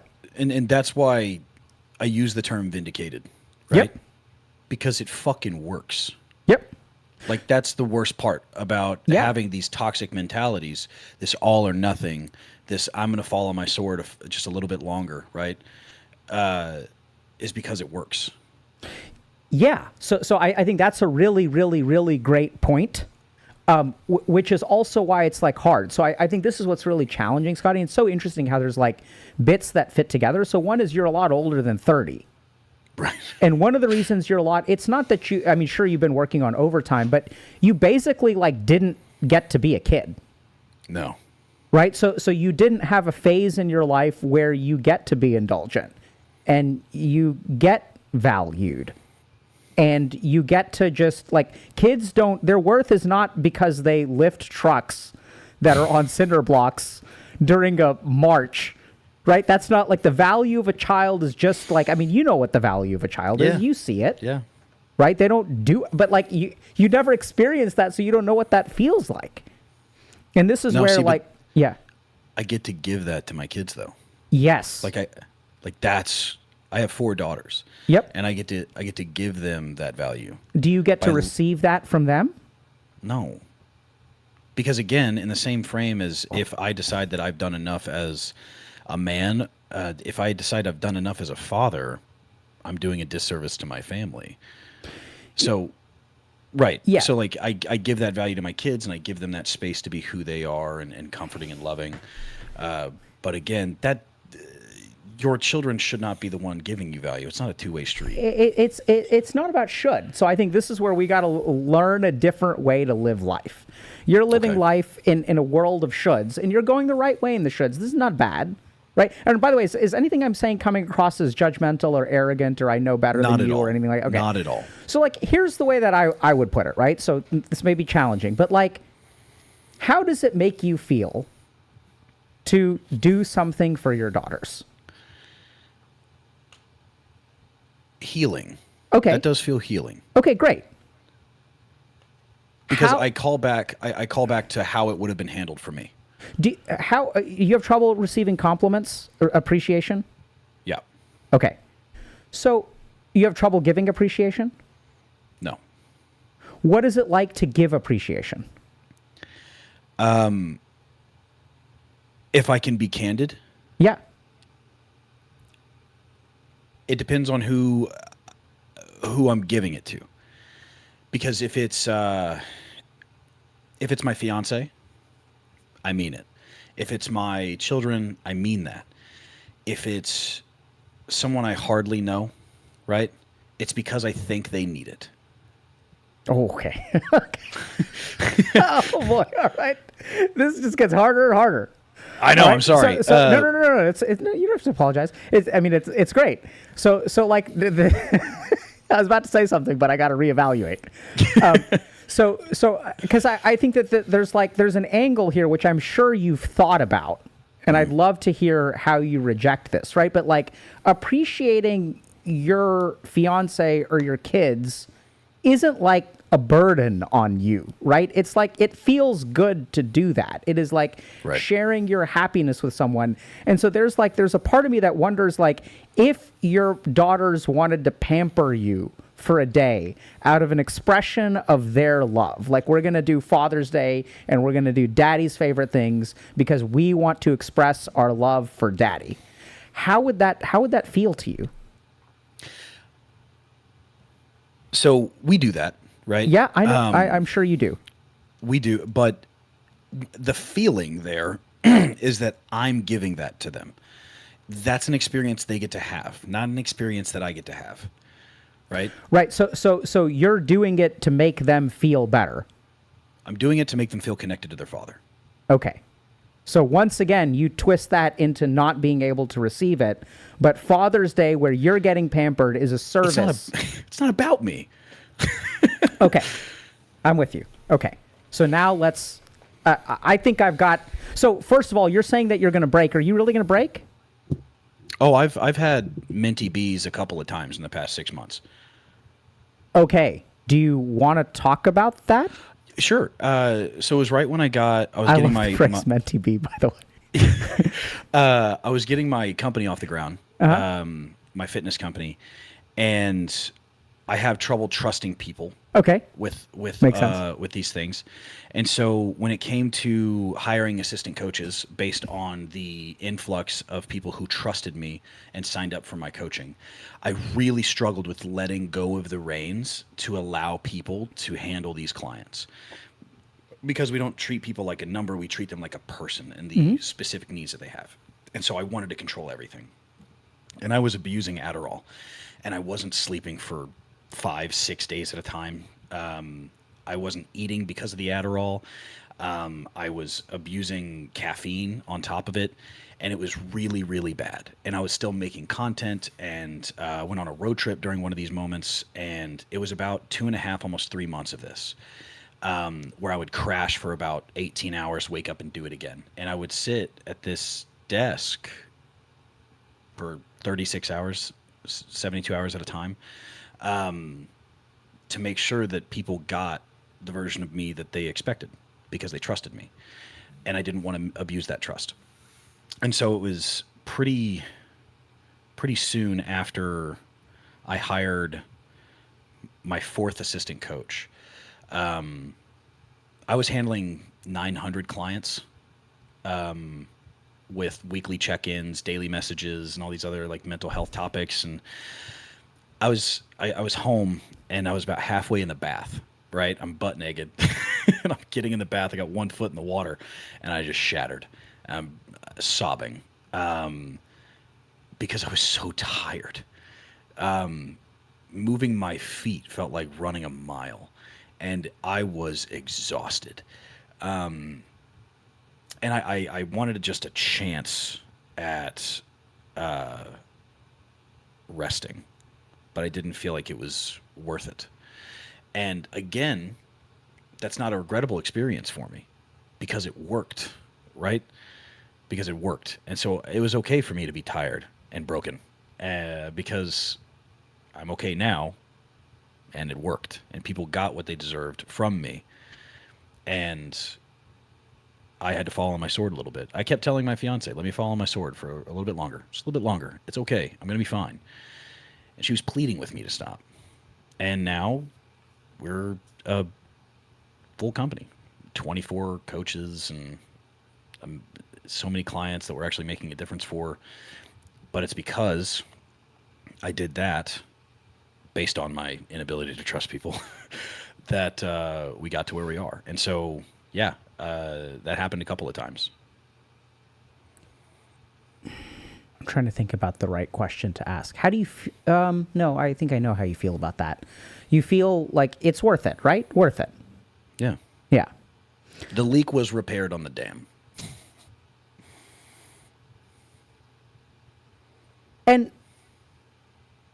yeah, so I think that makes a lot of sense. I think this is going to be challenging for you, but can I offer a couple of thoughts? Okay. And then let me know if like something doesn't track or does track for you, like let me know, okay? Yeah. Okay, we're going to try this again. You can see this, you can see the iPad? Okay. So, when you feel guilty Okay, so let's take this scenario of your most recent Mentee bee. Love that, dude. I fucking love that, dude. Did you just make that up, or is that something that people on TikTok I'm sure say? I've heard that somewhere. Okay, because heaven forbid you did something clever. Right. So you have a client over here, and if you don't work for 72 hours, the client has a suboptimal experience. You need about 900 more of those clients, but Sure. yeah. Times 900. Great. Okay. So it has a suboptimal experience. And then if they have a suboptimal experience, what happens within you? Then I feel inadequate because I abused their trust. Okay. Inadequate, guilty. What else? Maybe let yourself down. Well, it's not about letting myself down. It's letting them down. Yeah, letting them down. Okay, fair enough. Right? So, I could and I didn't. Yep. Right? So, that's a big no-no. So, these are feelings. Mm-hmm. The strange thing that we call feelings. Now, when you feel things, how do you deal with these feelings? How do you solve these feelings? So I am very much my solutions are actions for me. Great. Right? So if there is an adverse reaction based on the action of not working those 72 hours in this circumstance, then the inverse action would be to fix the problem that caused the emotions. Yep. So then I just fall on the sword a little bit longer. I work a little bit longer. I do go a little bit harder. Yep. Okay, so here's what's really interesting, right? So when you work, let's say that this is you and this is your amount of work. So let's say you work 10 hours, 20 hours, 30 hours, and 40 hours. Each time you work, this basically gets rid of this feeling. And then you work 20, and you get rid of this, you do this, and you get rid of this. Okay? So this is really classic. Where here's you, here is guilt, and then what we're going to do is work, and if you can act, that will destroy the guilt. But it goes deeper than that. Here's your kids. Here's Father's Day, and they send you love and appreciation. And then what you even do is you think to yourself, well, I'm going to give them the opportunity to do something good so that they can feel good. So that they feel connected. Okay, sure. But the key thing here is that there's some, instead of just receiving this, you have to do this step. Yes. Does that make sense? And then that, in a weird way, changes this a little bit. Okay. You're kind of following me? You can't just sit with the internal emotional state to simply feel appreciated. It doesn't change what they feel. Right. It doesn't change what they feel. But the whole, sorry, this is their appreciation. What I mean here is that this appreciation on your end, thank you very much. Right. That was great. Appreciation on your end disappears when you go through these gymnastics. Correct. Right? So if we look at your life, and this is so true of men manage their emotions through their environment. Okay. Okay? So what I'm going to do, if I feel a certain way, I'm going to change my environment. If I feel powerless, I'm going to punch someone in the nose so that I feel power. Literally. Right? Yeah. So No. the feeling cannot be addressed internally. A feeling must be addressed externally. Okay. So this is how men become slaves to their environment. Because if the environment does something to you, and this creates feelings, whether they're positive or negative, then if my brother or mom or sister is disappointed in me, I have to make that right through giving him a gift or whatever, right? I don't think you're vulnerable to that particular kind of feeling. Sure. But so does this kind of make sense? Yes. So if and then here's the other thing. So if we talk about Adderall, I feel... Can you draw slightly to the left? Because it's off center on the screen. Can I draw to the left? Yeah, because off to your left. My left. Maybe your left. Could be the right. I don't know. Make a line on the thing. There's... Oh, whoops. There's a line. Is that centered or no? No. Centered on your screen? Yeah, it's not centered on my screen at all. That's probably a me problem. No. It's a me problem. Let me see if I can... I can't draw to the left, but holy shit, what can I do about this? I think it's because the resolutions don't line up. It's okay. Let me see if I can do this. Does that make things better? Is that changing? It's fine. Okay. Let's run with it. Okay. So, okay, I apologize. No, you're fine. Okay, so if you feel tired, right, and then you want to rest, this becomes indulgent. Yes. So then what we're going to do is, like, that's not okay. So then, like, Adderall comes in, right? We don't want to do this. So then we're going to do Adderall to fix this problem. And if we fix the tiredness, then we won't rest and then we won't feel indulgent. So this is where, like, the getting in trouble with Adderall comes because, once again, one of these external things, Adderall is out here. And there's tiredness. And then that also goes to rest and indulgence. So we're sort of breaking this chain by using the Adderall, right? Sure. Now, I should say that external factor of, say, Adderall or some type of stimulant like caffeine, in that scenario is necessary for the problem of the workload, which has since diminished. Sure. Right? So the first thing to understand is, like, okay, but does this make sense to you? Yeah. Okay. So here's what I've found growing up is. So I once had a wonderful mentor who told me that growing up is the process of discarding what works. Okay. Okay. So, like, basically as human beings, I think this is, like, arguably less true when we're young, but even to a certain degree, like, it's sort of true, right? So, like, if you think about a 2-year-old throwing a temper tantrum, that sort of works. And then at some point you have to, like, stop doing the things that work. And generally speaking, our environment determines how much we need to abandon what works. So if people give in to my temper tantrum, then what happens is, like, then I don't have a check or balance, so I continue throwing temper tantrums. But if I want to grow up, even if temper tantrums are working, I need to move past what is working. Does that make sense? Yeah. So I think you're in a really, really tricky situation. And I absolutely love talking to you, Scotty, because like you remind me so much of just about every dude that I've worked with who's, like, a first responder. Like, so, like, this is cops, fire veterans, and, like, firemen and things like that. So also would run into trouble with using too many substances. And the reason that this is a vulnerability to too many substances is because a substance is a way to change your internal emotional state.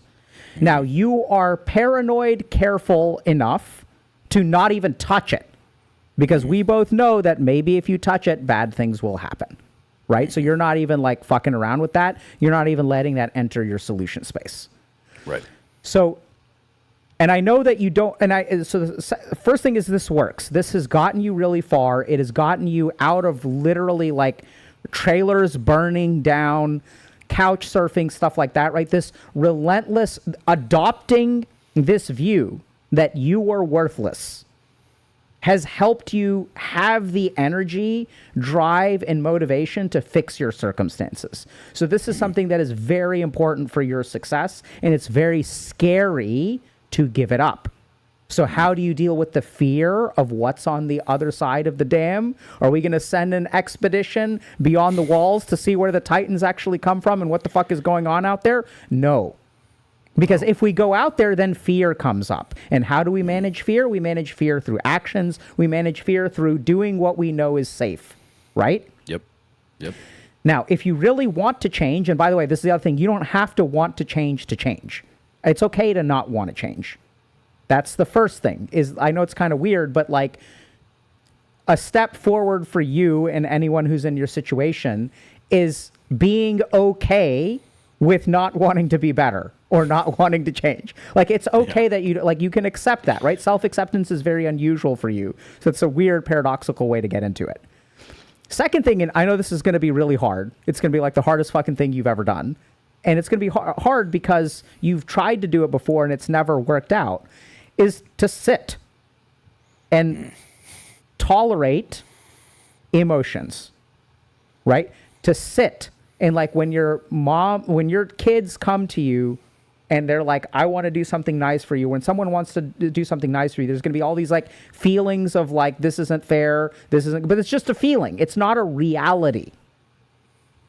And at least in a moment, you can tolerate it. Like, you can handle it. You're a big boy in some ways, but you're also a very young, powerless boy inside you. And that's the kid who shows up when someone tries to do something nice for you. You get that? They're not doing something nice. Yeah. It's the little kid. And the little kid, holy shit, man, that little kid learned the hard way that believing they deserve something hurts so much when they get let down. Mm-hmm. Believing that they deserve love and that they deserve kindness and that they don't have to do everything on their own. Like, you used to believe that, right? And then your 7th birthday came along and you never got another Christmas present. And so you learned how to harden your heart to survive, because understanding that you are intrinsically worth something, that you don't have to do something for it hurts so much. I mean, yeah, there's so many things that compound on top of it, with, not just not receiving gifts, because there's kids across the world that don't do that. I mean, with getting beaten by dog chains, punched in the face, house raided by the DEA when I was a kid, you name it, and it made me feel bottom of the barrel. Yeah. I had a cop one time, DEA agent, raided my house when I was a kid, 12 or 13, shotgun in my face, arrested my parents. It was awesome. And then he leaned down next to me and he's like, hey, kid, just because your parents are fucking dirtbags doesn't mean you have to be a dirtbag. And I still remember that guy. Yeah. And so, like, you're right. The fear of allowing myself to feel adequate is so entrenched in how I grew up that I can't let that go. I'm not sure if I want to. And the whole, like, allowing my children to feel a sense of giving without me receiving, right? It doesn't fulfill anything in me to receive that love in a way. It makes me feel like a good father to allow them to give that love. So like, so that you're a slave to this thing. So I think that, and then what happened is, being at the bottom of the barrel, you did something really important. I was about to say brilliant. I wasn't sure how you would respond to that, right? So like, you did something really brilliant, which is like, you turned that negativity into you, and it became something that you hitched your trailer to, harnessed, right? It became your diesel. Yep. And so now it's scary because you don't know how to exist without it. You don't know why you would wake up in the morning if it wasn't for this feeling. And this is where that principle of 1% is not 100%, man. There's all kinds of shit in the middle. Okay? Like, and that's where, like, you're not going to understand that until you, like, swim around a little bit in these waters. Right. So I would say, very simply, it is an understanding that if you do not act in response to your emotions, the first place to start, and it's not, we don't have to go all the way there, like all the way to the end of this road, but the first place to start is just to recognize that when you feel a particular way, when you feel tired, if you do nothing, the emotion will go away on its own. Okay? I know. I hate that. I know you do, right? So this is where, like, you have to make a decision of whether you can do that 1%. Okay?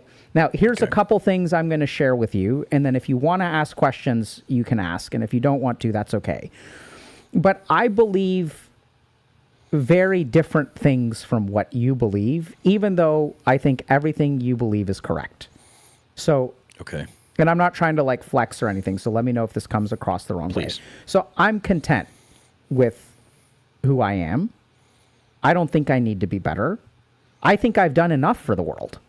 Like, I think by any objective standard, and my standard, by the way, is have I helped people more than the help that I have received? Am I a net positive? Am I 1% from everything that the world has given me? Have I helped like one more person than the number of people who have helped me? That's my standard. That's like my objective standard. And here's the crazy thing.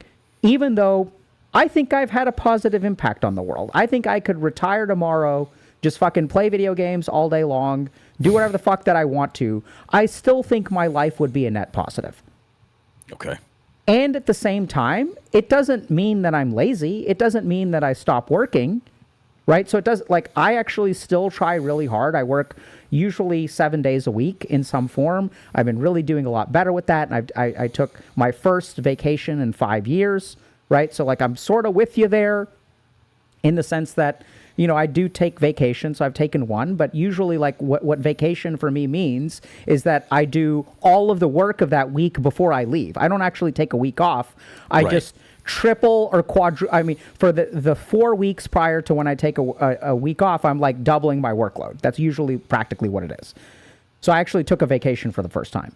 And my point to you is not to say that I'm better than you or anything like that. It's that there is a way to do this.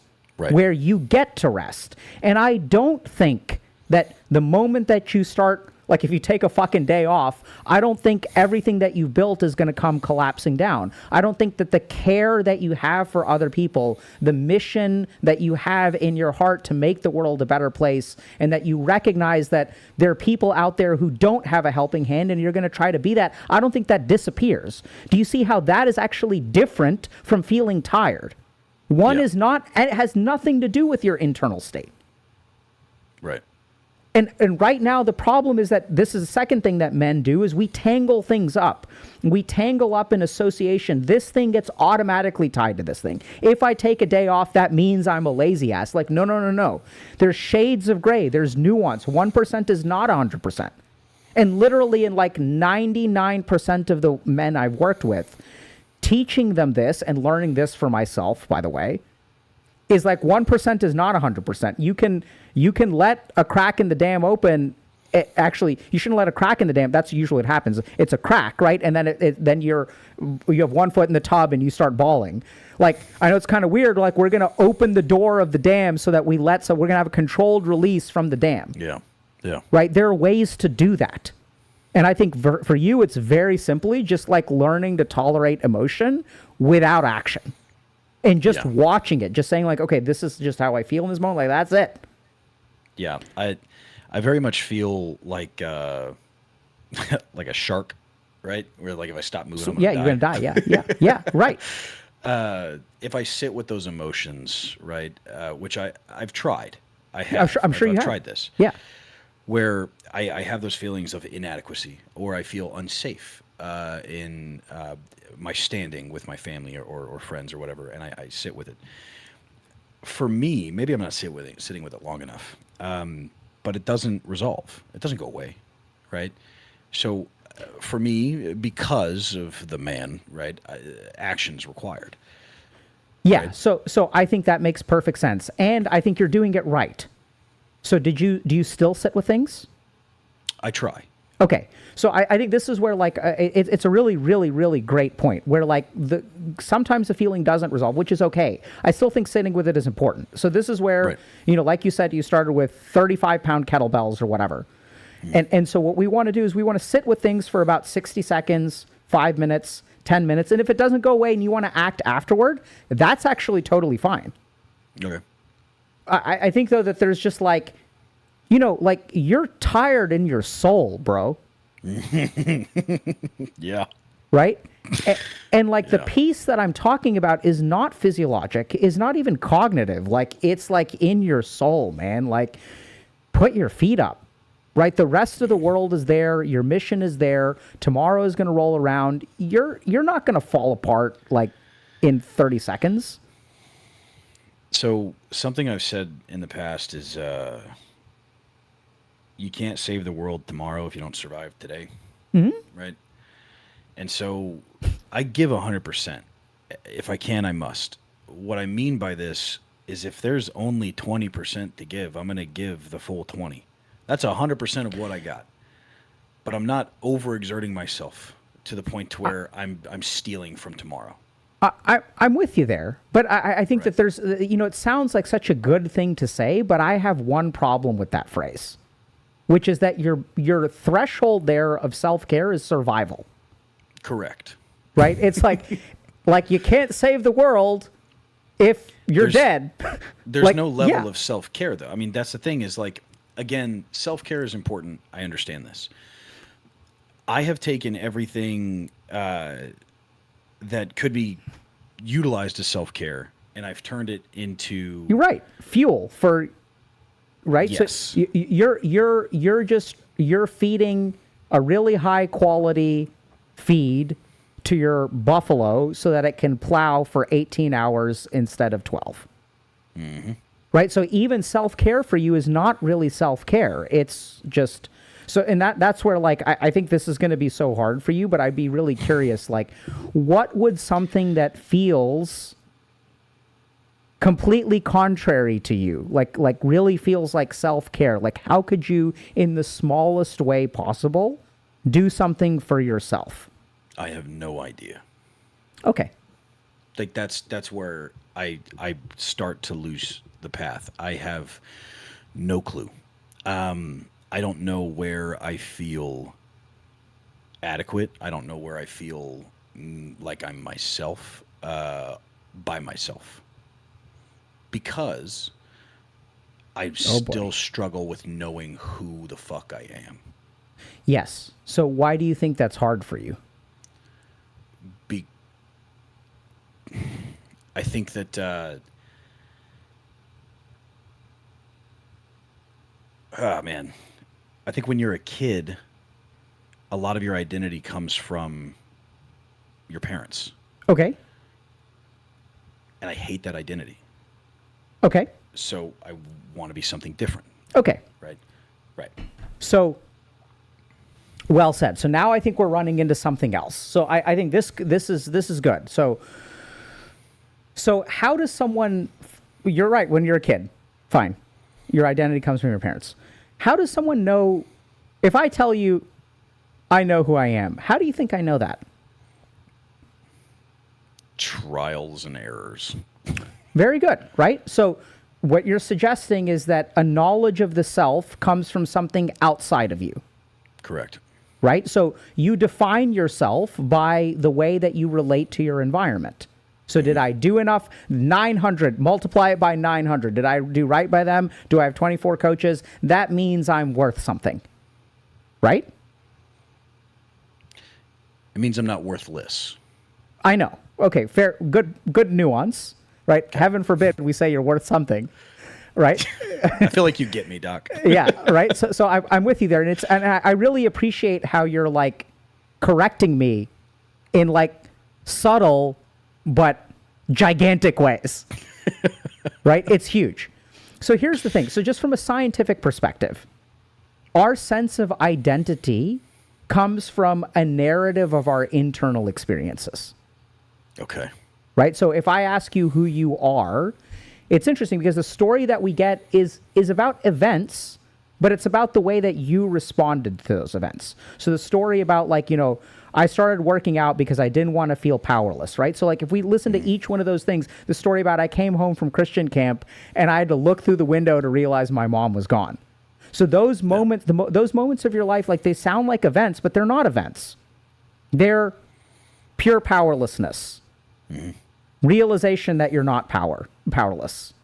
Mm. Abandonment in a whole fucking different way, like a negligent abandonment, like just like not like my mom was high on something. This was like she literally, like, packed up, like she didn't just forget, right? Like, sure, if she's like high out of her mind, she can forget to make you breakfast on it. That's kind of understandable. This is someone, like, fucking moving, and she has to have realized, oh yeah, this 14-year-old is going to come home and I'm not going to be here.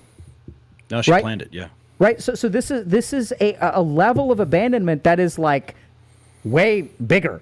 I don't know how to say it. So these are the moments of your life. And so this is the problem, is the moment that you start. So if we say that your identity is a narrative of emotional experiences, what do you do with your emotional experiences? I work them physically. Exactly. Like that. So you get rid of the emotion. Right? So as you are blinding yourself, as you are reducing your emotional awareness, sounds like you're maybe alexithymic, but maybe not so much. That means colorblind to your internal emotional state. You may not know what you're feeling. So I think... Yeah. There's moments where I have a lot of clarity. Yeah. But the majority of it is stay busy, stay alive. Yep. Right. So Yep. if you're moving, you're not stopping and feeling. Those are like two, and all of your movement reduces your feeling. And Yes. as you reduce your feeling, like this literally becomes empty.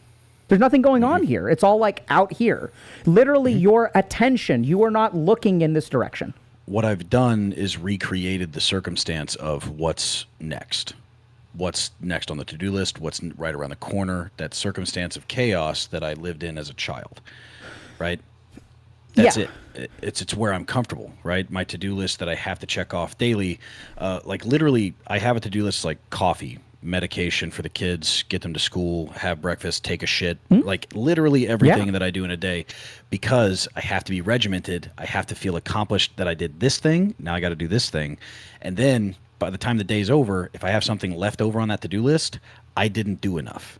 If I do something that's not on the to-do list because I have ADHD, I add it and then click it off so I feel like I did something. So there's this like always what's next mentality. And I'm just constantly busy, so I'm not feeling that like inadequacy. Yeah, right. So I think that you're chasing certain feelings through actions and you're avoiding certain feelings through actions, which is totally fine. It's like, it's not, you're very productive. And at the same time, I think you just have to decide for yourself whether you want to find out who you are. And the way that your eulogy is defined by your actions. Yes. But not your awareness of yourself. Okay. Right? So, and you're fine. You're chasing a eulogy, like, good for you. Like, great. There's nothing wrong with that. But what I'm sort of noticing is that, like, there's just this dimension of life, which you're correct, that, like, a lot of us get this through parenting. Right? When our parents love us and when they emotionally mirror and things like that, like that's how we know what we're feeling. So I think that there's a whole dimension of stuff here for you to discover. I would use the word grow, but I don't want to use that word because as I use that word, the part of you that wants to do more by the world will hijack that. So I'm not going to use the word grow. I think it's really just a choice you have to make about whether you want to discover who you are from the inside. And like when you're ready to do that, just sit the fuck down and do nothing, right? For like 15 to 20 minutes. That's the hard part because who I am to the world is based on action. Right? And then we're getting into a whole, I mean, this is just the first of many. Now we're getting into ego, external identity versus awareness of the self. And my journey has taught me that when you are secure in yourself, this is what protects you because you're thinking, okay, like if I don't feel inadequate, I won't act. The cool thing is that once you remove all of that emotion from the equation, you will be inspired to act. You will be called to act. So I think you have a piece of that.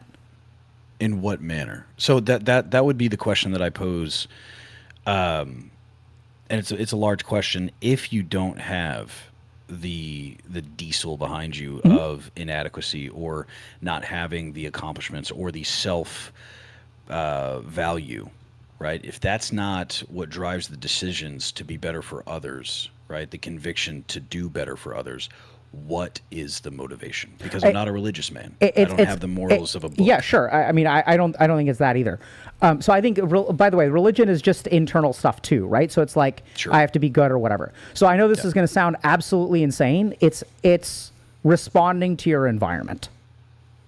So the world around you will tell you what needs to be done. You will see it with your perception. So what drives me is perception more than anything else. Okay.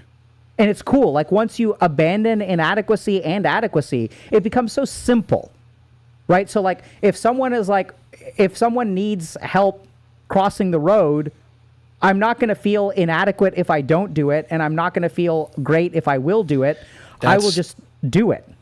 That's where my fork is in the road, right? Where that all or nothing mentality, if you can, you must. If you can't, you must try. Let's use that, for instance, if someone needs help crossing the road and you decide to fuck off west and let them do it on their own, why does that not make you less? Hold on. But this is the mistake. I mean, I'm calling it a mistake. You were assuming that I will fuck off west if I don't feel inadequate. What I'm saying is I respond to my environment without feelings of adequacy or inadequacy. I will do it. And if I have to fuck off west, I won't feel bad about it. Okay. Right? So I think it's very close to where you are, as if you can, you must. I don't feel like I must. It just feels like it becomes an egoless pursuit of response. It's like just picking up a little bit of trash when you walk down the street. Sure. Then you respond to your environment in a very, very simple way. Right? And I think like I learned this like you've been a paramedic, so you kind of, I imagine, can relate to this, where it's like, I remember I specifically had I was on a trauma surgery rotation. I was on call with a trauma surgeon in a hospital. And this guy came in with like 3 gunshot wounds. Okay. And like, I was like worried that the guy was going to die. And the surgeon was like, the dude can die. Like, we can't do anything about that. We can't stop death. Like, we can't do that. We can just do what we can do. Right. So it's not about feeling inadequate or adequate. You can still respond to your environment. Well, okay. So I've done trauma medicine. Yeah. I was a combat medic. I spent some time in Afghanistan where I had moments where I needed to do those things. And as an EMT as well, fireman, there's moments where those things are necessary. So the way that I the mentality that I track for these things is like, in those moments, right? You have a duty, right? Whether you're wearing the badge or not, or the shirt or the uniform or not, there's a duty there, a sense to act based on the environment that you're responding to. If you show up half-cocked and you do half the job, you didn't give enough, right? So, you can't win. You can't win the fight with death every time. But if you show up, go ahead. So what? Okay, here's the key thing, right? So I think this is great, because I think this is why 1% leads to 100%. What determines whether you show up half-cocked? Did you do what you should have done? What you could have done? Right? Okay. Did you follow the letter of your training? Did you fall back on your systems? Why? But no. What is the internal state that results in half-cocked? Giving a fuck? Giving a fuck about what? Maybe I'm... I'm trying to find a way to picture this. Let me try to ask you again, okay? Okay. So you're saying, like, okay, you have a duty, therefore you should not show up half-cocked, right? Correct. What is it that makes someone half-cocked? Where they don't have that drive of like duty, that sense of duty, right? Where that's one thing that makes them half-cocked. What else makes them half-cocked? That they indulge. So why wouldn't someone study? Because they're lazy. Exactly, right? So what is laziness? Keep going. Laziness is taking those moments to yourself to decide that you are worth some level of reprisal instead of doing the job that's required. Whatever. So there's some internal signal that is controlling your actions that makes you lazy. I want to play a video game. I don't want to study. Right. Right? So I know it's kind of weird, but this is the crazy thing. So the only way you end up half-cocked is if you give in to something within yourself. Mm-hmm. So, like, this is what's kind of weird. When I'm saying I don't feel adequate or inadequate, in the same way, when I sit down to study, I don't study, I ignore the laziness, and I ignore this, like, grander sense of purpose.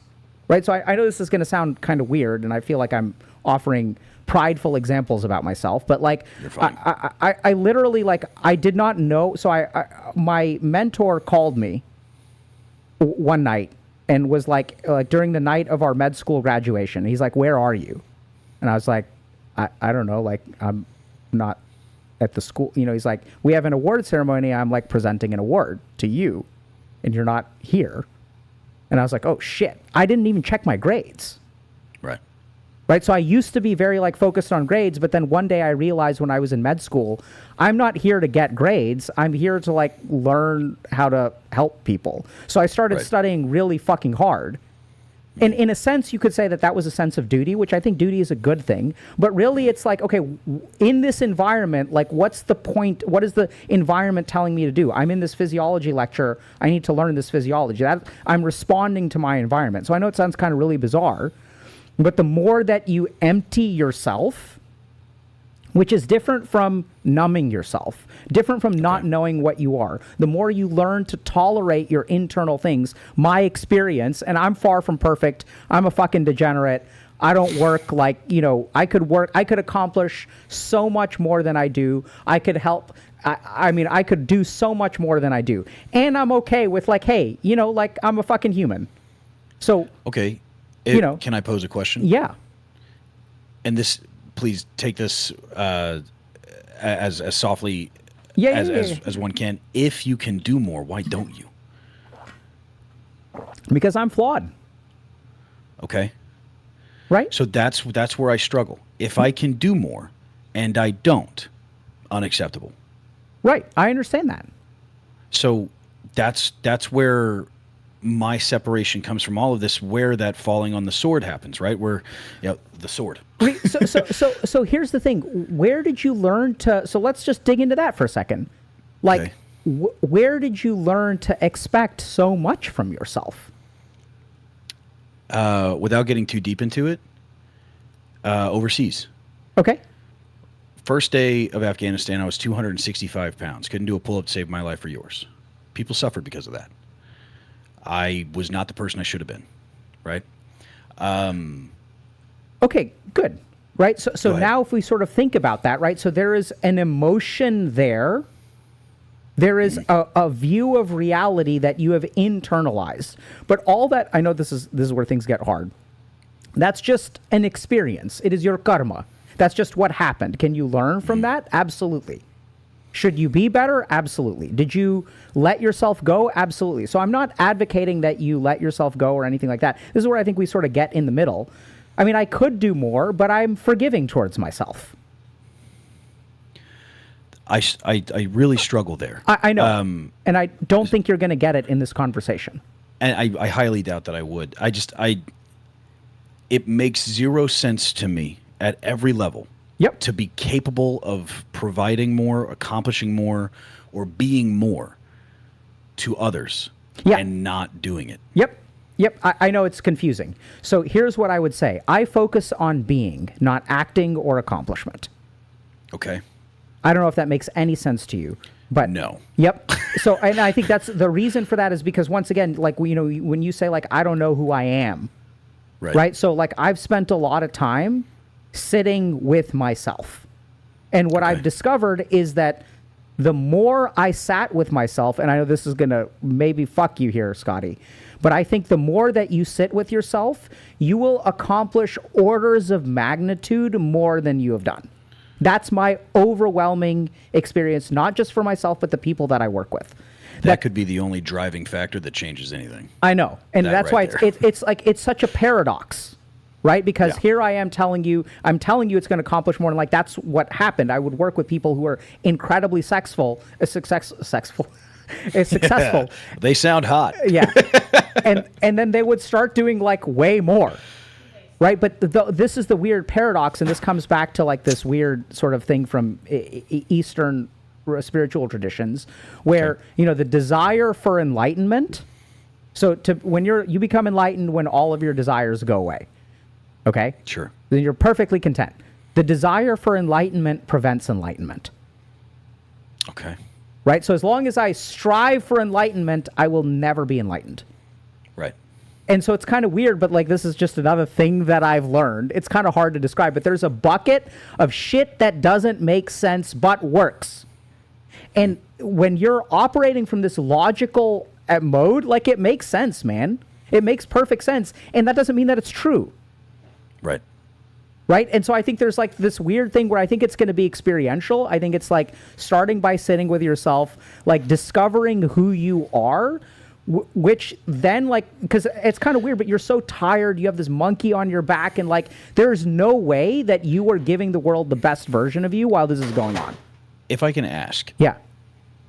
the adage of sitting with yourself, Yeah. finding out who you are. Yep. It's going to sound kind of silly. What makes a man? What maketh man, right? What is that? What level or system is quantifiable internal that you can decide who or what you are? It's a beautiful question. So this is what's cool. Like, I love that question, but I'm not fucking woo-woo about it. I hate these like finding Perfect. yourself is a technical thing. So here's what I would start. How do you know you're you? Personal experience. What does that mean? Memories and who I am, how I experience the Were world around me. you okay, so are you remembering something right now? No, I'm experiencing the world around me. Okay, right? So you can exist without memories. So let's get rid of memories. Okay. What else makes you you? I don't know. Okay, so great. You said you're experiencing yourself right now, right? So here's the key thing. Basically, finding who you are is... So right now, you are experiencing what? This podcast. Okay, being great. Here. 3 hours ago, you were experiencing what? Building a computer for Wesley. Okay, and so when you're like taking a dump, are you Scotty K Fitness? Sure. No, you're not. You're just a dude taking a dump.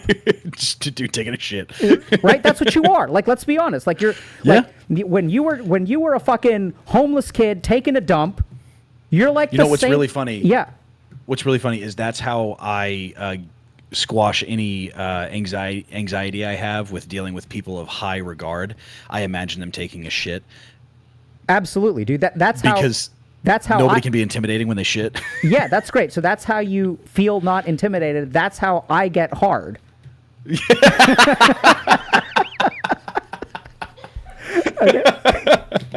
Okay. So in that moment when I cracked that joke, who were you? God, I don't know, me? Just That's it. So here's the fucking wild thing. All you are is that which experiences. You're just you. Okay. And actually in life, most of the time, we aren't ourselves. Right? The moment that you get caught up in who this person is, the moment that you get caught up in wanting to accomplish more, you actually move away from, I don't know if this makes sense, pure experience. Yeah, no. The more that you get tracks. caught up, right? So Yeah. here's how you discover who you are. So I would say that the best concept for who I am is the Sanskrit word called shunya, which means void. So actually what you are, what the truest part of you is not that which is on the screen. Right now I'm looking at a monitor. The monitor is who you are, not the pixels on the screen. So I see an image of you, but that's not really what's there, right? Like, and I know it's kind of fucking weird, but what you really are is the capacity for experience. Your body can change, your thoughts can change, your emotions can change, your goals can change, your ego can change. You can feel adequate, you can feel inadequate, you can feel not good enough, you can feel good enough. All that shit can change. But the one thing that never changes is you are the one who experiences all of that. That is really who you are. Okay. Then comes the practice, which is to try to remove everything with that changes and just to sit in an experience of yourself that has no object. And the moment that you do that, the whole fucking game changes. Okay. Dive deeper on the no object part. So right now you exist, right? Yes. Where is your attention?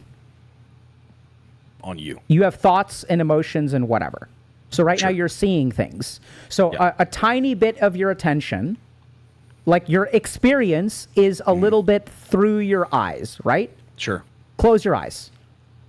Okay. And now listen to the sound of my voice. What do you notice about how has the sound of my voice changed?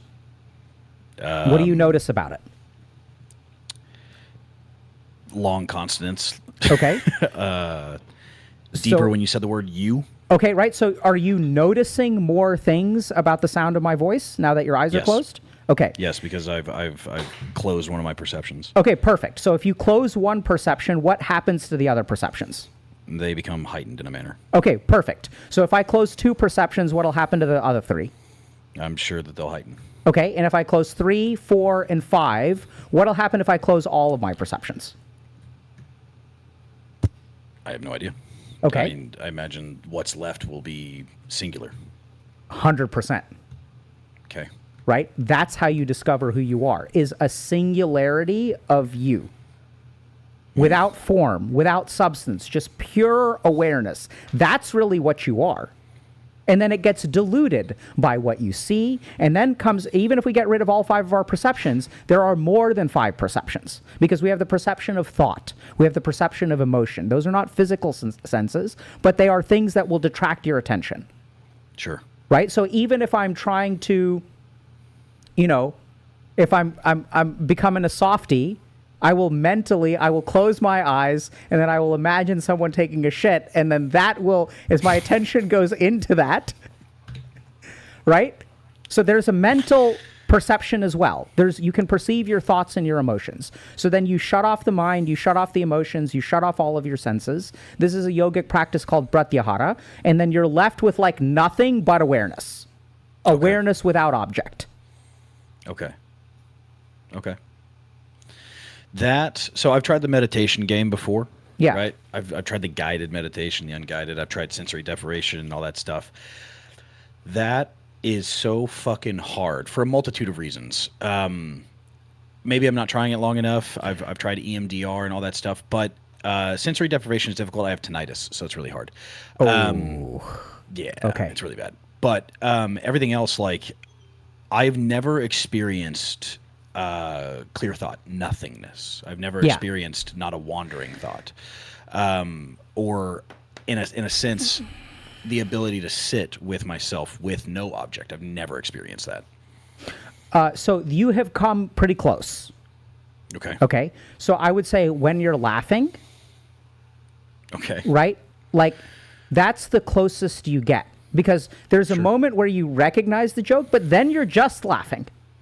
Yeah. You're not thinking about the joke. You're not even like feeling a particular emotion. You're not aware of what you're seeing. You're not aware of what you're hearing, right? So like you're just kind of pure, like, you know what I mean? Your mind is empty when you laugh, when you really laugh.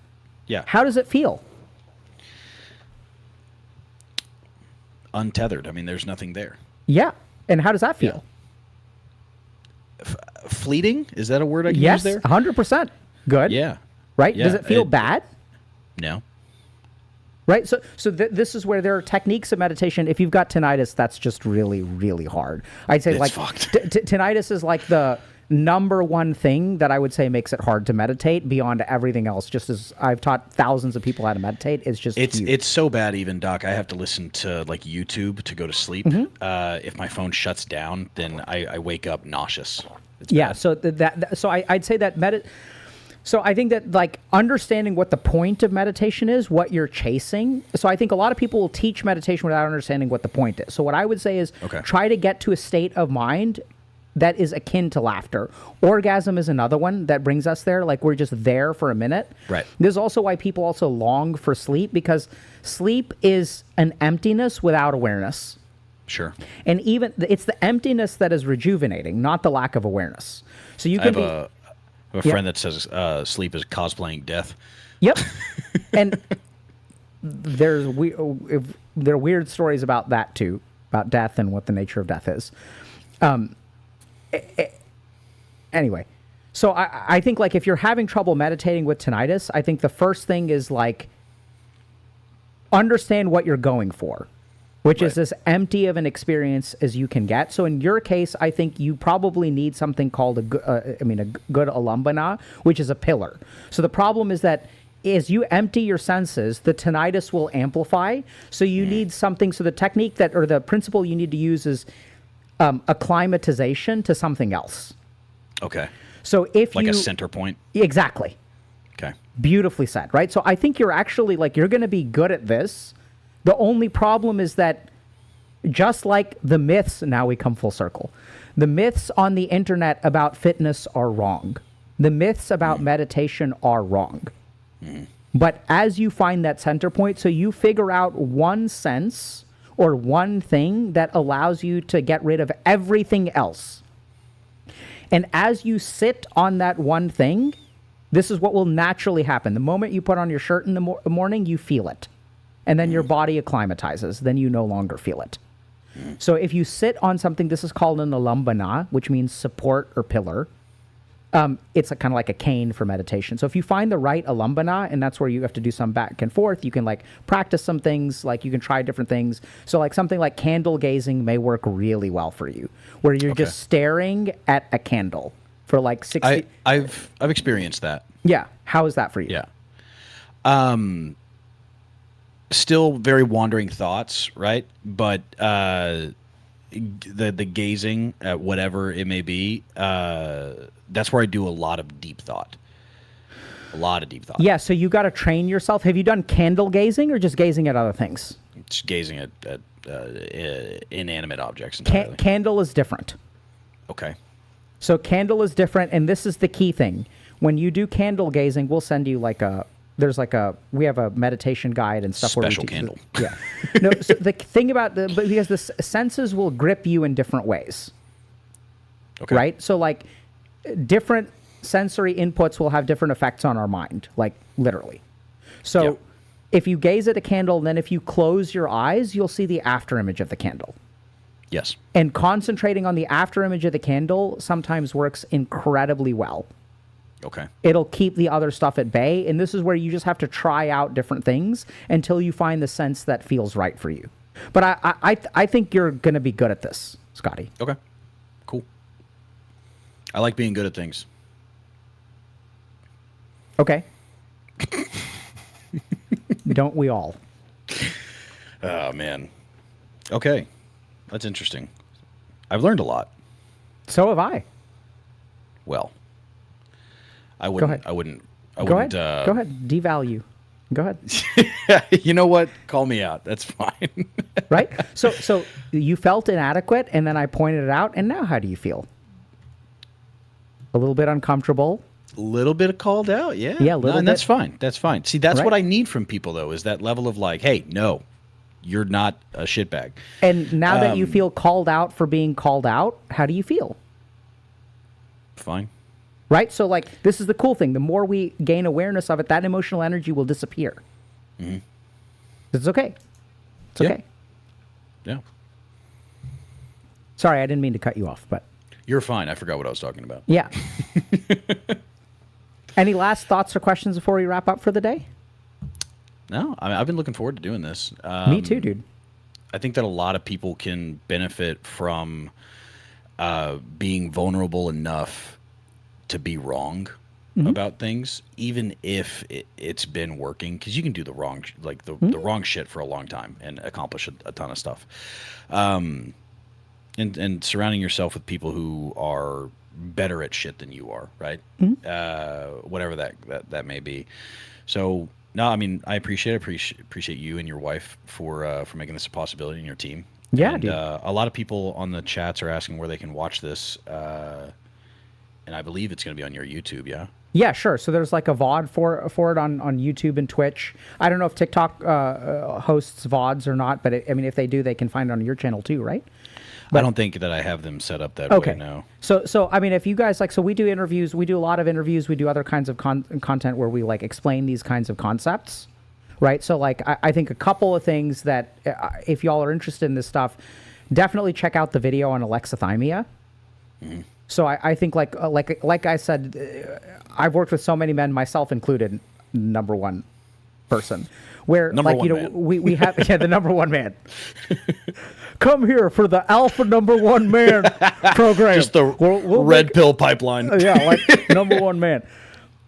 So I think, Scotty, it's like you have such a, like, I'm fascinated by your story, man. So I think if people are like interested in some of these concepts, like definitely check out the alexithymia one, because that one was like quite transformative for like many men. When I get approached in the street, like that's the video that people talk about a lot, because like we just aren't taught how to understand our emotions. We're so external problem solvers that we like when we feel emotional, we have to do something to fix it. Mm-hmm. And then we become a slave. Paradoxically, we become a slave to our emotions.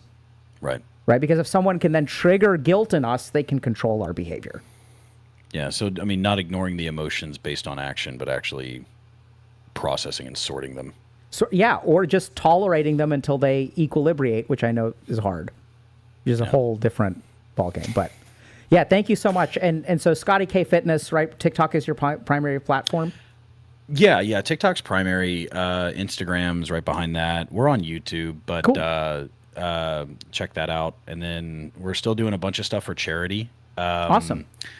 So we're going down to DreamHack Dallas right after I hang up, and then we'll be down there until Sunday. We're doing 2 charities for St. Jude. Cool. One in July, one in September. Very excited about that. We're also on Twitch, Scotty K Fitness, and then next year in February we're going to be doing another thing for the American Heart Association. Awesome. It's going to be really great. Very excited. Trying to get a lot of people involved, like John Cena, Neil deGrasse Tyson, all the wholesome corners of the internet. But no, it's been incredible being a part of the community here, and then being able to chat with you has been really neat.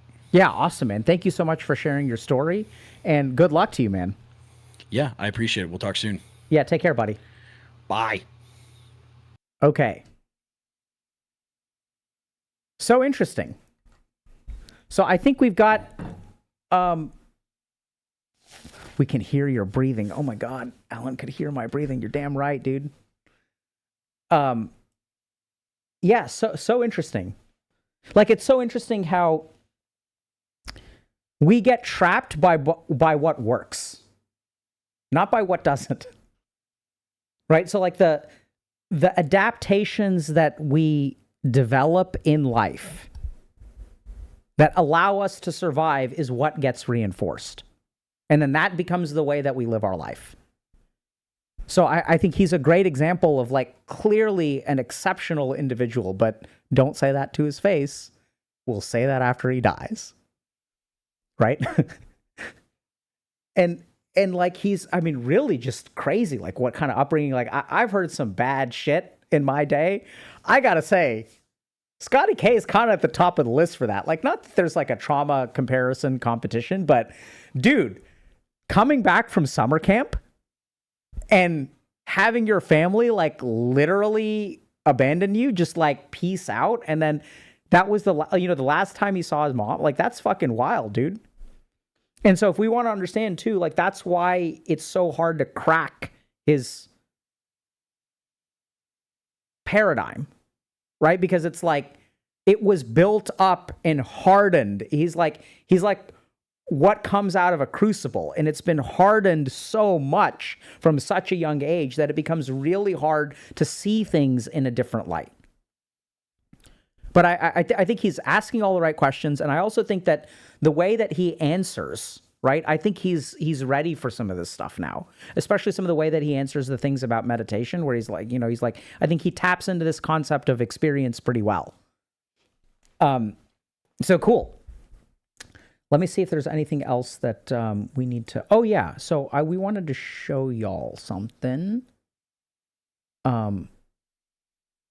Give me a second. I'm going to see if Tech Teller. I think Tech Teller wanted to say hello. Is Tech Teller around? Let me see. Tech Teller? I'm going to call him. Hold on. Hold on, chat. Hold on, chat.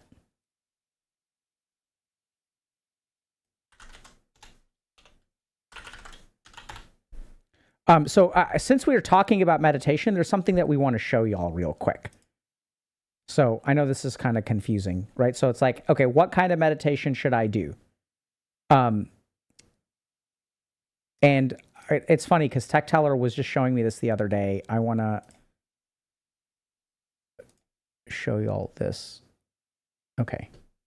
Can y'all hear? Let me see if he can hear. Hold on. Broken. Okay, should I show the face, Tech Teller, or am I just showing? Am I screen sharing?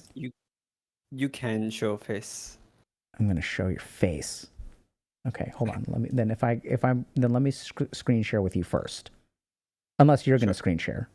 No, let me screen You're share. gonna screen share. Yeah. Okay. Okay, so now...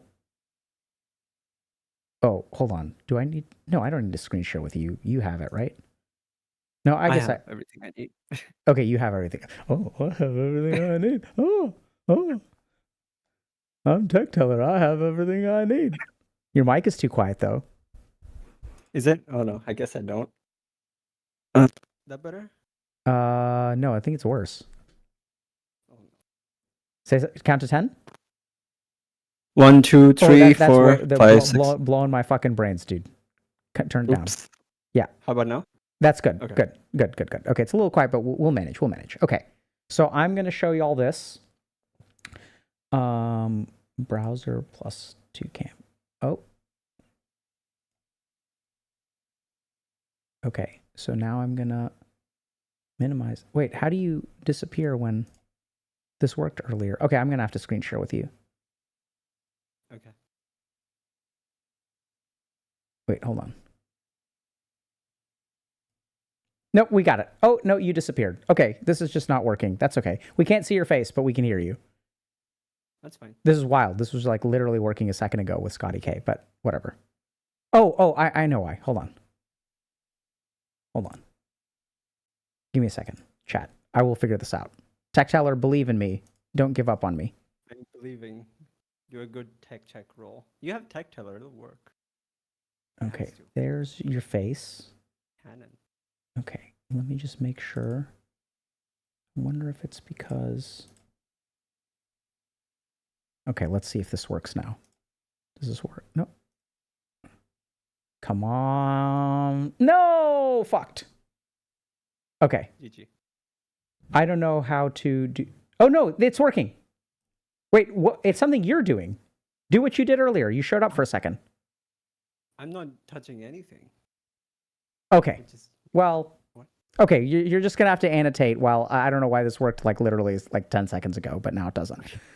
Okay, so I'm sure people are wondering after that, and we got to help Scotty out with like what kind of meditation works for them, and we have a ton of meditation. So do you want to talk us through what this is? Yeah. Are you showing the designs on stream? I can Yes. see, so okay. No, Yeah, I'm not showing the so, design, and you're quiet again. Oh, come on. Hello? Testing? 1, 2, 3. Keep. Do I need to pull this closer? Yeah. Testing? Now, yeah. Yep. Okay.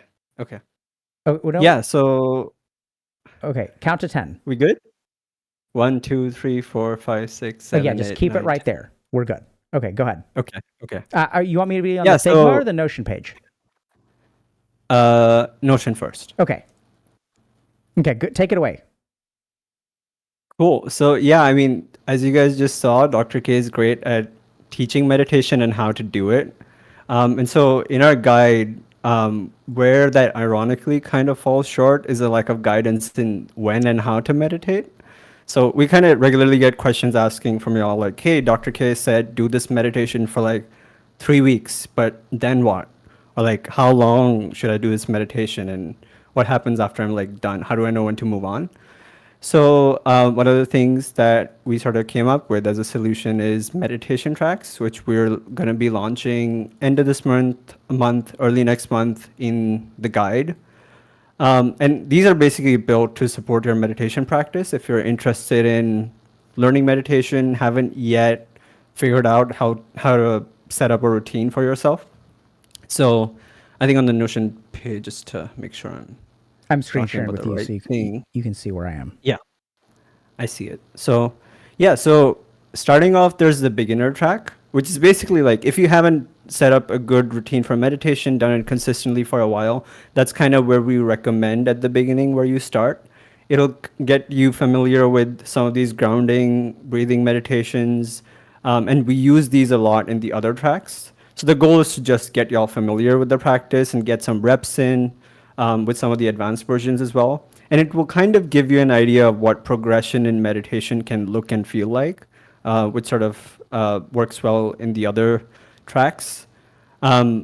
So generally speaking, these are like 5-day tracks in the advanced ones. In the beginning, you're welcome to do 7-day, but like in the advanced ones, sometimes they can get fairly like intense. So we recommend 5 days, but if you want to be hardcore, you can do 7 days, which is totally cool.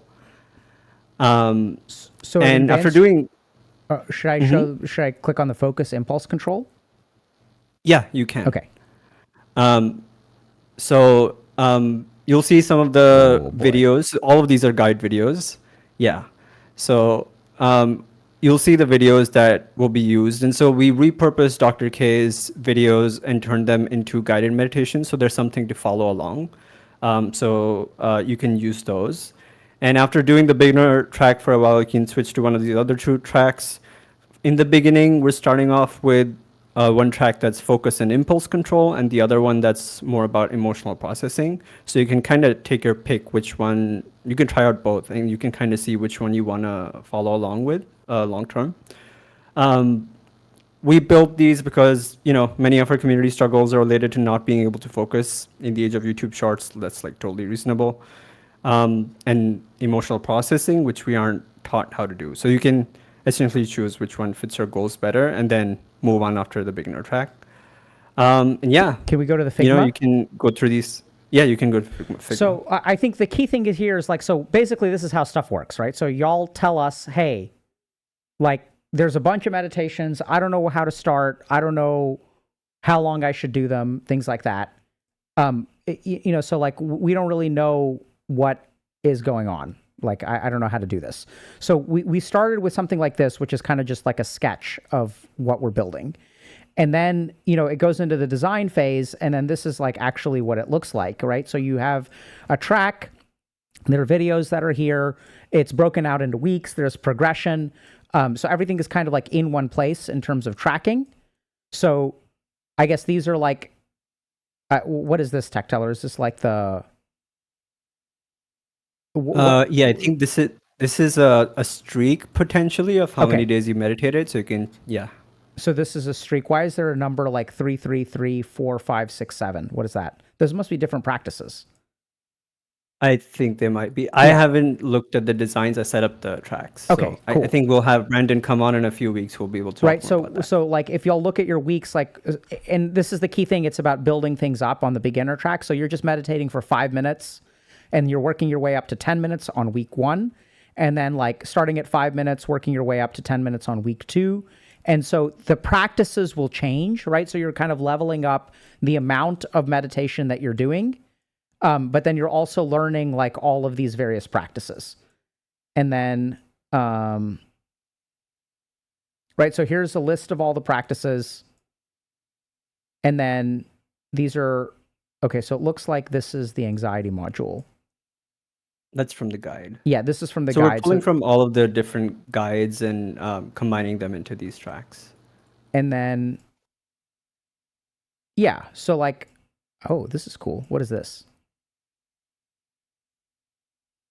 What is this, Tech Teller?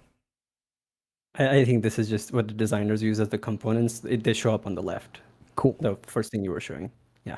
cool. So, I noticed some questions Okay. real quick. So people are asking, where is this? So this will be in Dr. K's guide.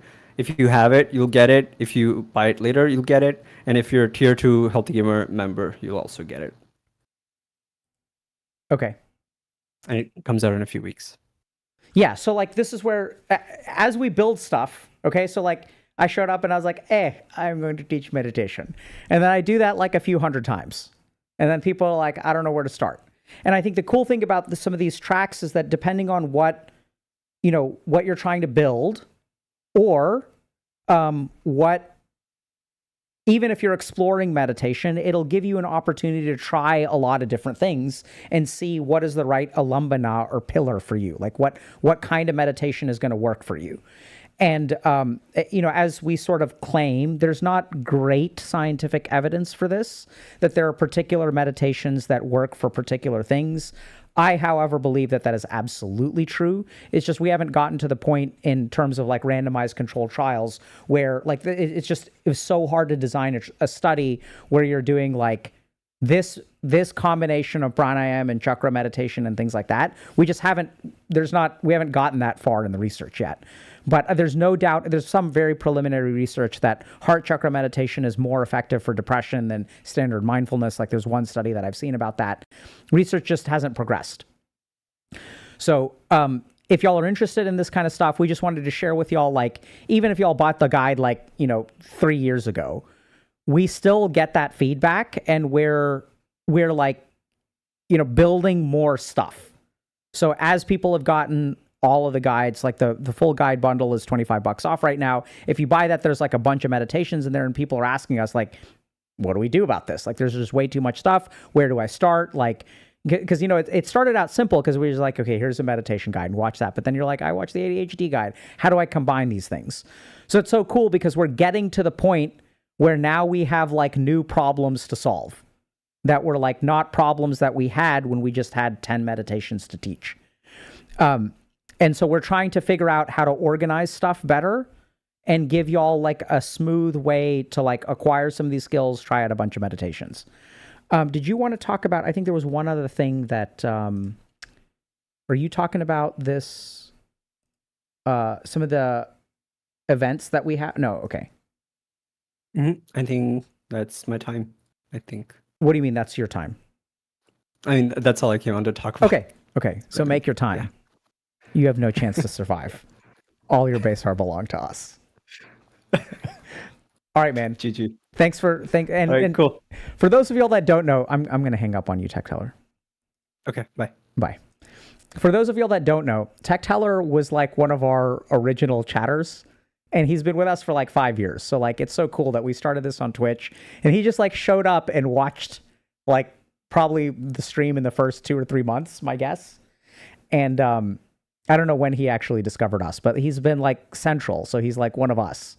And he answered the call and helped me set up my microphone and things like that. And now he's like, so he also like made a video game a while ago. Like that's what he was doing in a previous life. And now he just like builds shit for us, which is like super cool. And he's really good at it, understands what it's like to be part of the community, really pays attention to a lot of what y'all want and what you care about. And that's great. So one quick thing that I wanted to let y'all know, in about 13 minutes, y'all have time to go pee. There's an Ask a Coach event on self-sabotage that is going on. So if you guys so we have a bunch of coaches that we work with. Coaches will sometimes like use their expertise to teach us. I think I know which coach this is. I will not leak them, but I think they've been with us for a while. They worked with a ton of clients.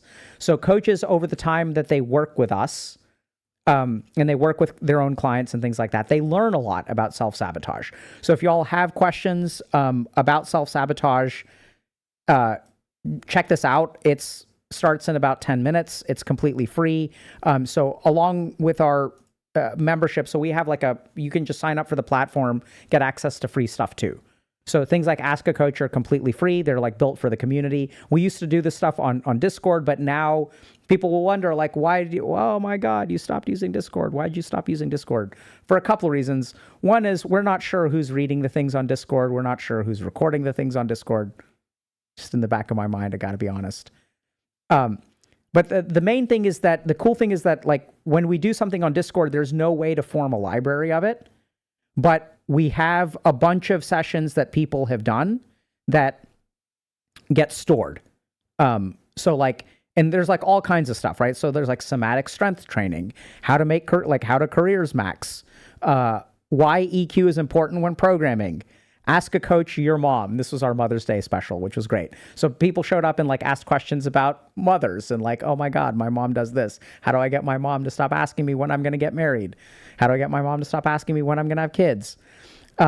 Dealing with conflicting requirements, getting unstuck, somatic strength, cybersecurity. So this is a career spotlight. So there are a lot of people in our community who are trying to figure out what they want to do with their lives. And then there are people in our community who are like, devs at FANG companies. And that's why like EQ is useful for like if you're a programmer. Dealing with office politics and conflict. So there's just basically like all the stuff that see, like, I can do this for a certain amount of hours a week. And it turns out that the amount of hours that I can devote to y'all, because I'm not Scotty K and I'm not willing to sacrifice everything in my life just for the sake of helping y'all. I'll work 7 days a week. I'll work 10 hours a day, but there's only so much that I can do. And so, this is what's so cool about AOE healing is like, this grows beyond me. And the ways in which we want to help you is going to go beyond streams like today. So I really hope that y'all benefited from today's stream. I really hope you enjoyed today's stream. And we will be the first to acknowledge that watching today's stream, even though it may have helped you a lot, is probably insufficient for transforming your life. As narcissistic as I want to be, I got to admit to myself that there's a small chance that watching Dr. K talk to someone for 2 hours is not going to be everything that you need in life. And so here's the thing, like, putting together your life requires sometimes doing shit instead of, I know it's crazy, watching shit. Watching shit, we love it, do it all the time. I'm a watch enjoyer, if you will. And like, you guys ask us for help. And the key thing is, like, we'll get all these questions, right? Like, how do I do this? How do I do this? How do I this? And like, I can make videos about it. Like, I do make videos about it. I've streamed for hundreds or thousands of hours, made like thousands of hours of content, maybe like 2,000 hours of content or something like that, right? Like, I've been doing this for a couple of years and like, it hasn't saved everybody's life.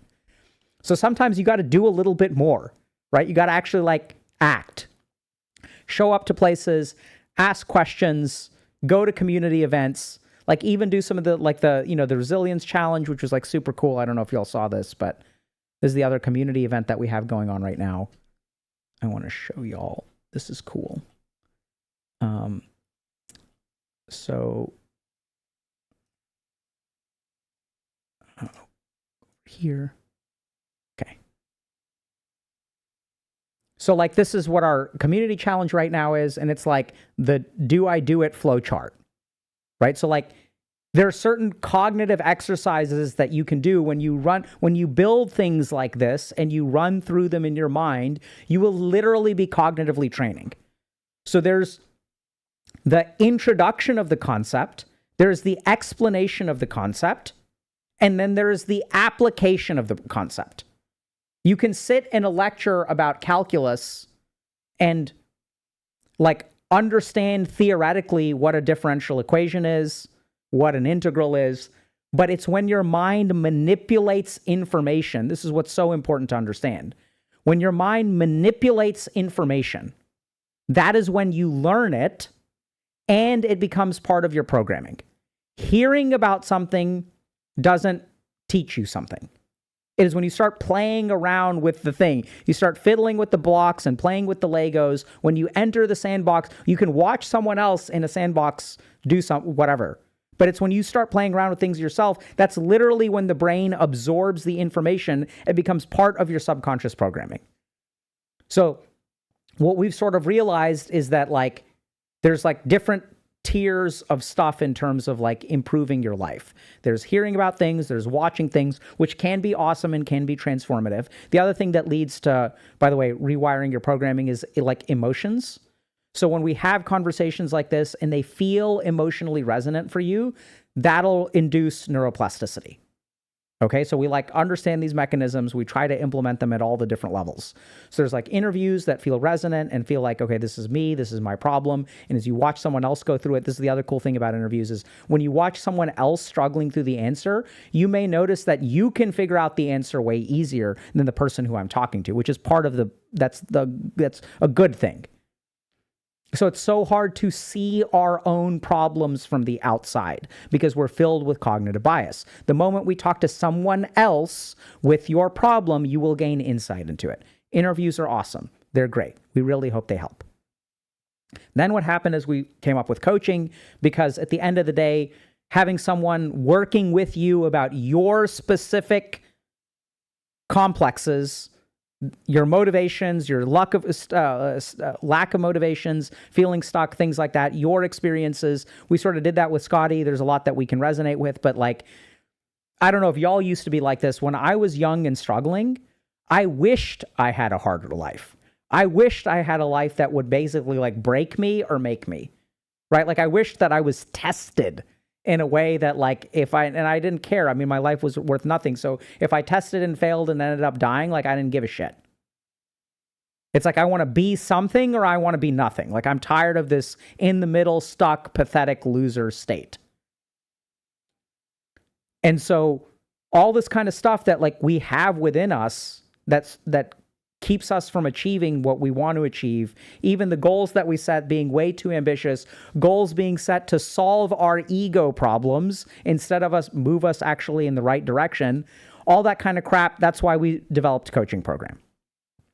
And now what we're noticing is that for whatever reason, right, there's like the number of people who utilize coaching, great. If you want to do coaching, it really works. We really stand by it, all that good stuff. And at the same time, it's a large resource investment. It's a large time investment. It gets results in a limited amount of time, which is good, right? So it's like 12 weeks later, 16 weeks later, hopefully you were like significantly better. You've moved forward in life in some way. But then there's a ton of people who have gotten Dr. K's guide. There's a ton of people who are into meditation, who are looking for something else. Okay, help me structure this. Help me stay accountable. Help me like figure out for all this crap that you've put together, how can I synthesize it and apply it to my life? So there's a layer of stuff which is not just like, because what happened with our content is it started becoming like RNG. It's like, okay, Dr. K is interviewing someone. It's like opening a loot box. Oh, I've heard this shit before. Doesn't really help me.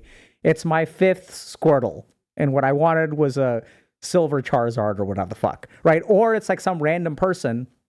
It's funny, I got a DM just today, actually, from someone who is like, I came to a conversation. The most helpful conversation was the one that the topic didn't relate to me at all. Like I had already listened to all the shit that seemed like it was like my problem, but then you were talking to this random person, the topic was completely different. That was the most transformative. And so it's kind of like RNG loot box, and there's so much content out there. It's like we can't expect y'all to go and watch the 1,000 videos on our YouTube channel. And that's just the stuff that got uploaded to YouTube. It doesn't include all the Q&A, all the random, like this shit ain't going to get uploaded. This stuff is going to get cut. Like this Dr. K ranting is going to get cut. Ain't no one on YouTube got the attention span for this. There's a lot of like random stuff all over the place. So now our problem is like there's too much information out there. We're trying to make it organized, trying to make it accessible, trying to give you all like opportunities to actually apply it, stick with it, stay accountable so that you can do better. So that's what we're doing. It's time for Ask a Coach. So y'all can go ahead and hop on. Let me see. Okay, yeah, y'all can kind of hop on. Let me see. Hop onto our membership platform for Ask a Coach. By the way, you don't need to pay anything. This is free. And so if y'all want to learn more about self-sabotage or ask questions about self-sabotage, definitely check that out, okay? So members.healthygamer.gg, and the event starts like in 2 minutes. So thank y'all very much for coming today. Huge shout out to Scotty K and everybody else who's supported us, showed up here. And we will see y'all tomorrow for, apparently I'm going to debunk bad relationship advice, but I suspect maybe it's not as bad as people think it is. Anyway, y'all take care. Thanks for coming.